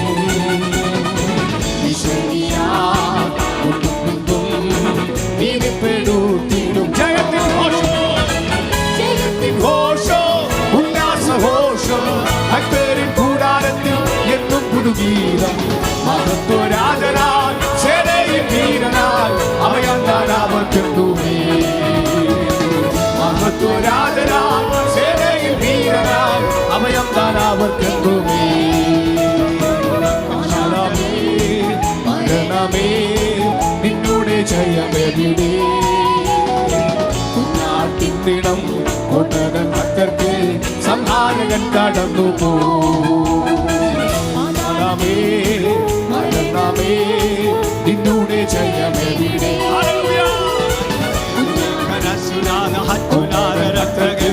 സംഹാരകൻ കടന്നു ഉല്ലാസഘോഷം ഭക്തരിൻ കൂടാരത്തിൽ എന്നും പുതുഗീതം. മഹത്വരാജനായി സേനയിൽ വീരനായി അഭയം താനാവർക്കുന്നു. രാജനായി സേനയിൽ വീരനായി അഭയം താനാവർക്കുന്നു. സേനയിൽ വീരനായി അഭയം താനാവർക്കുന്നു.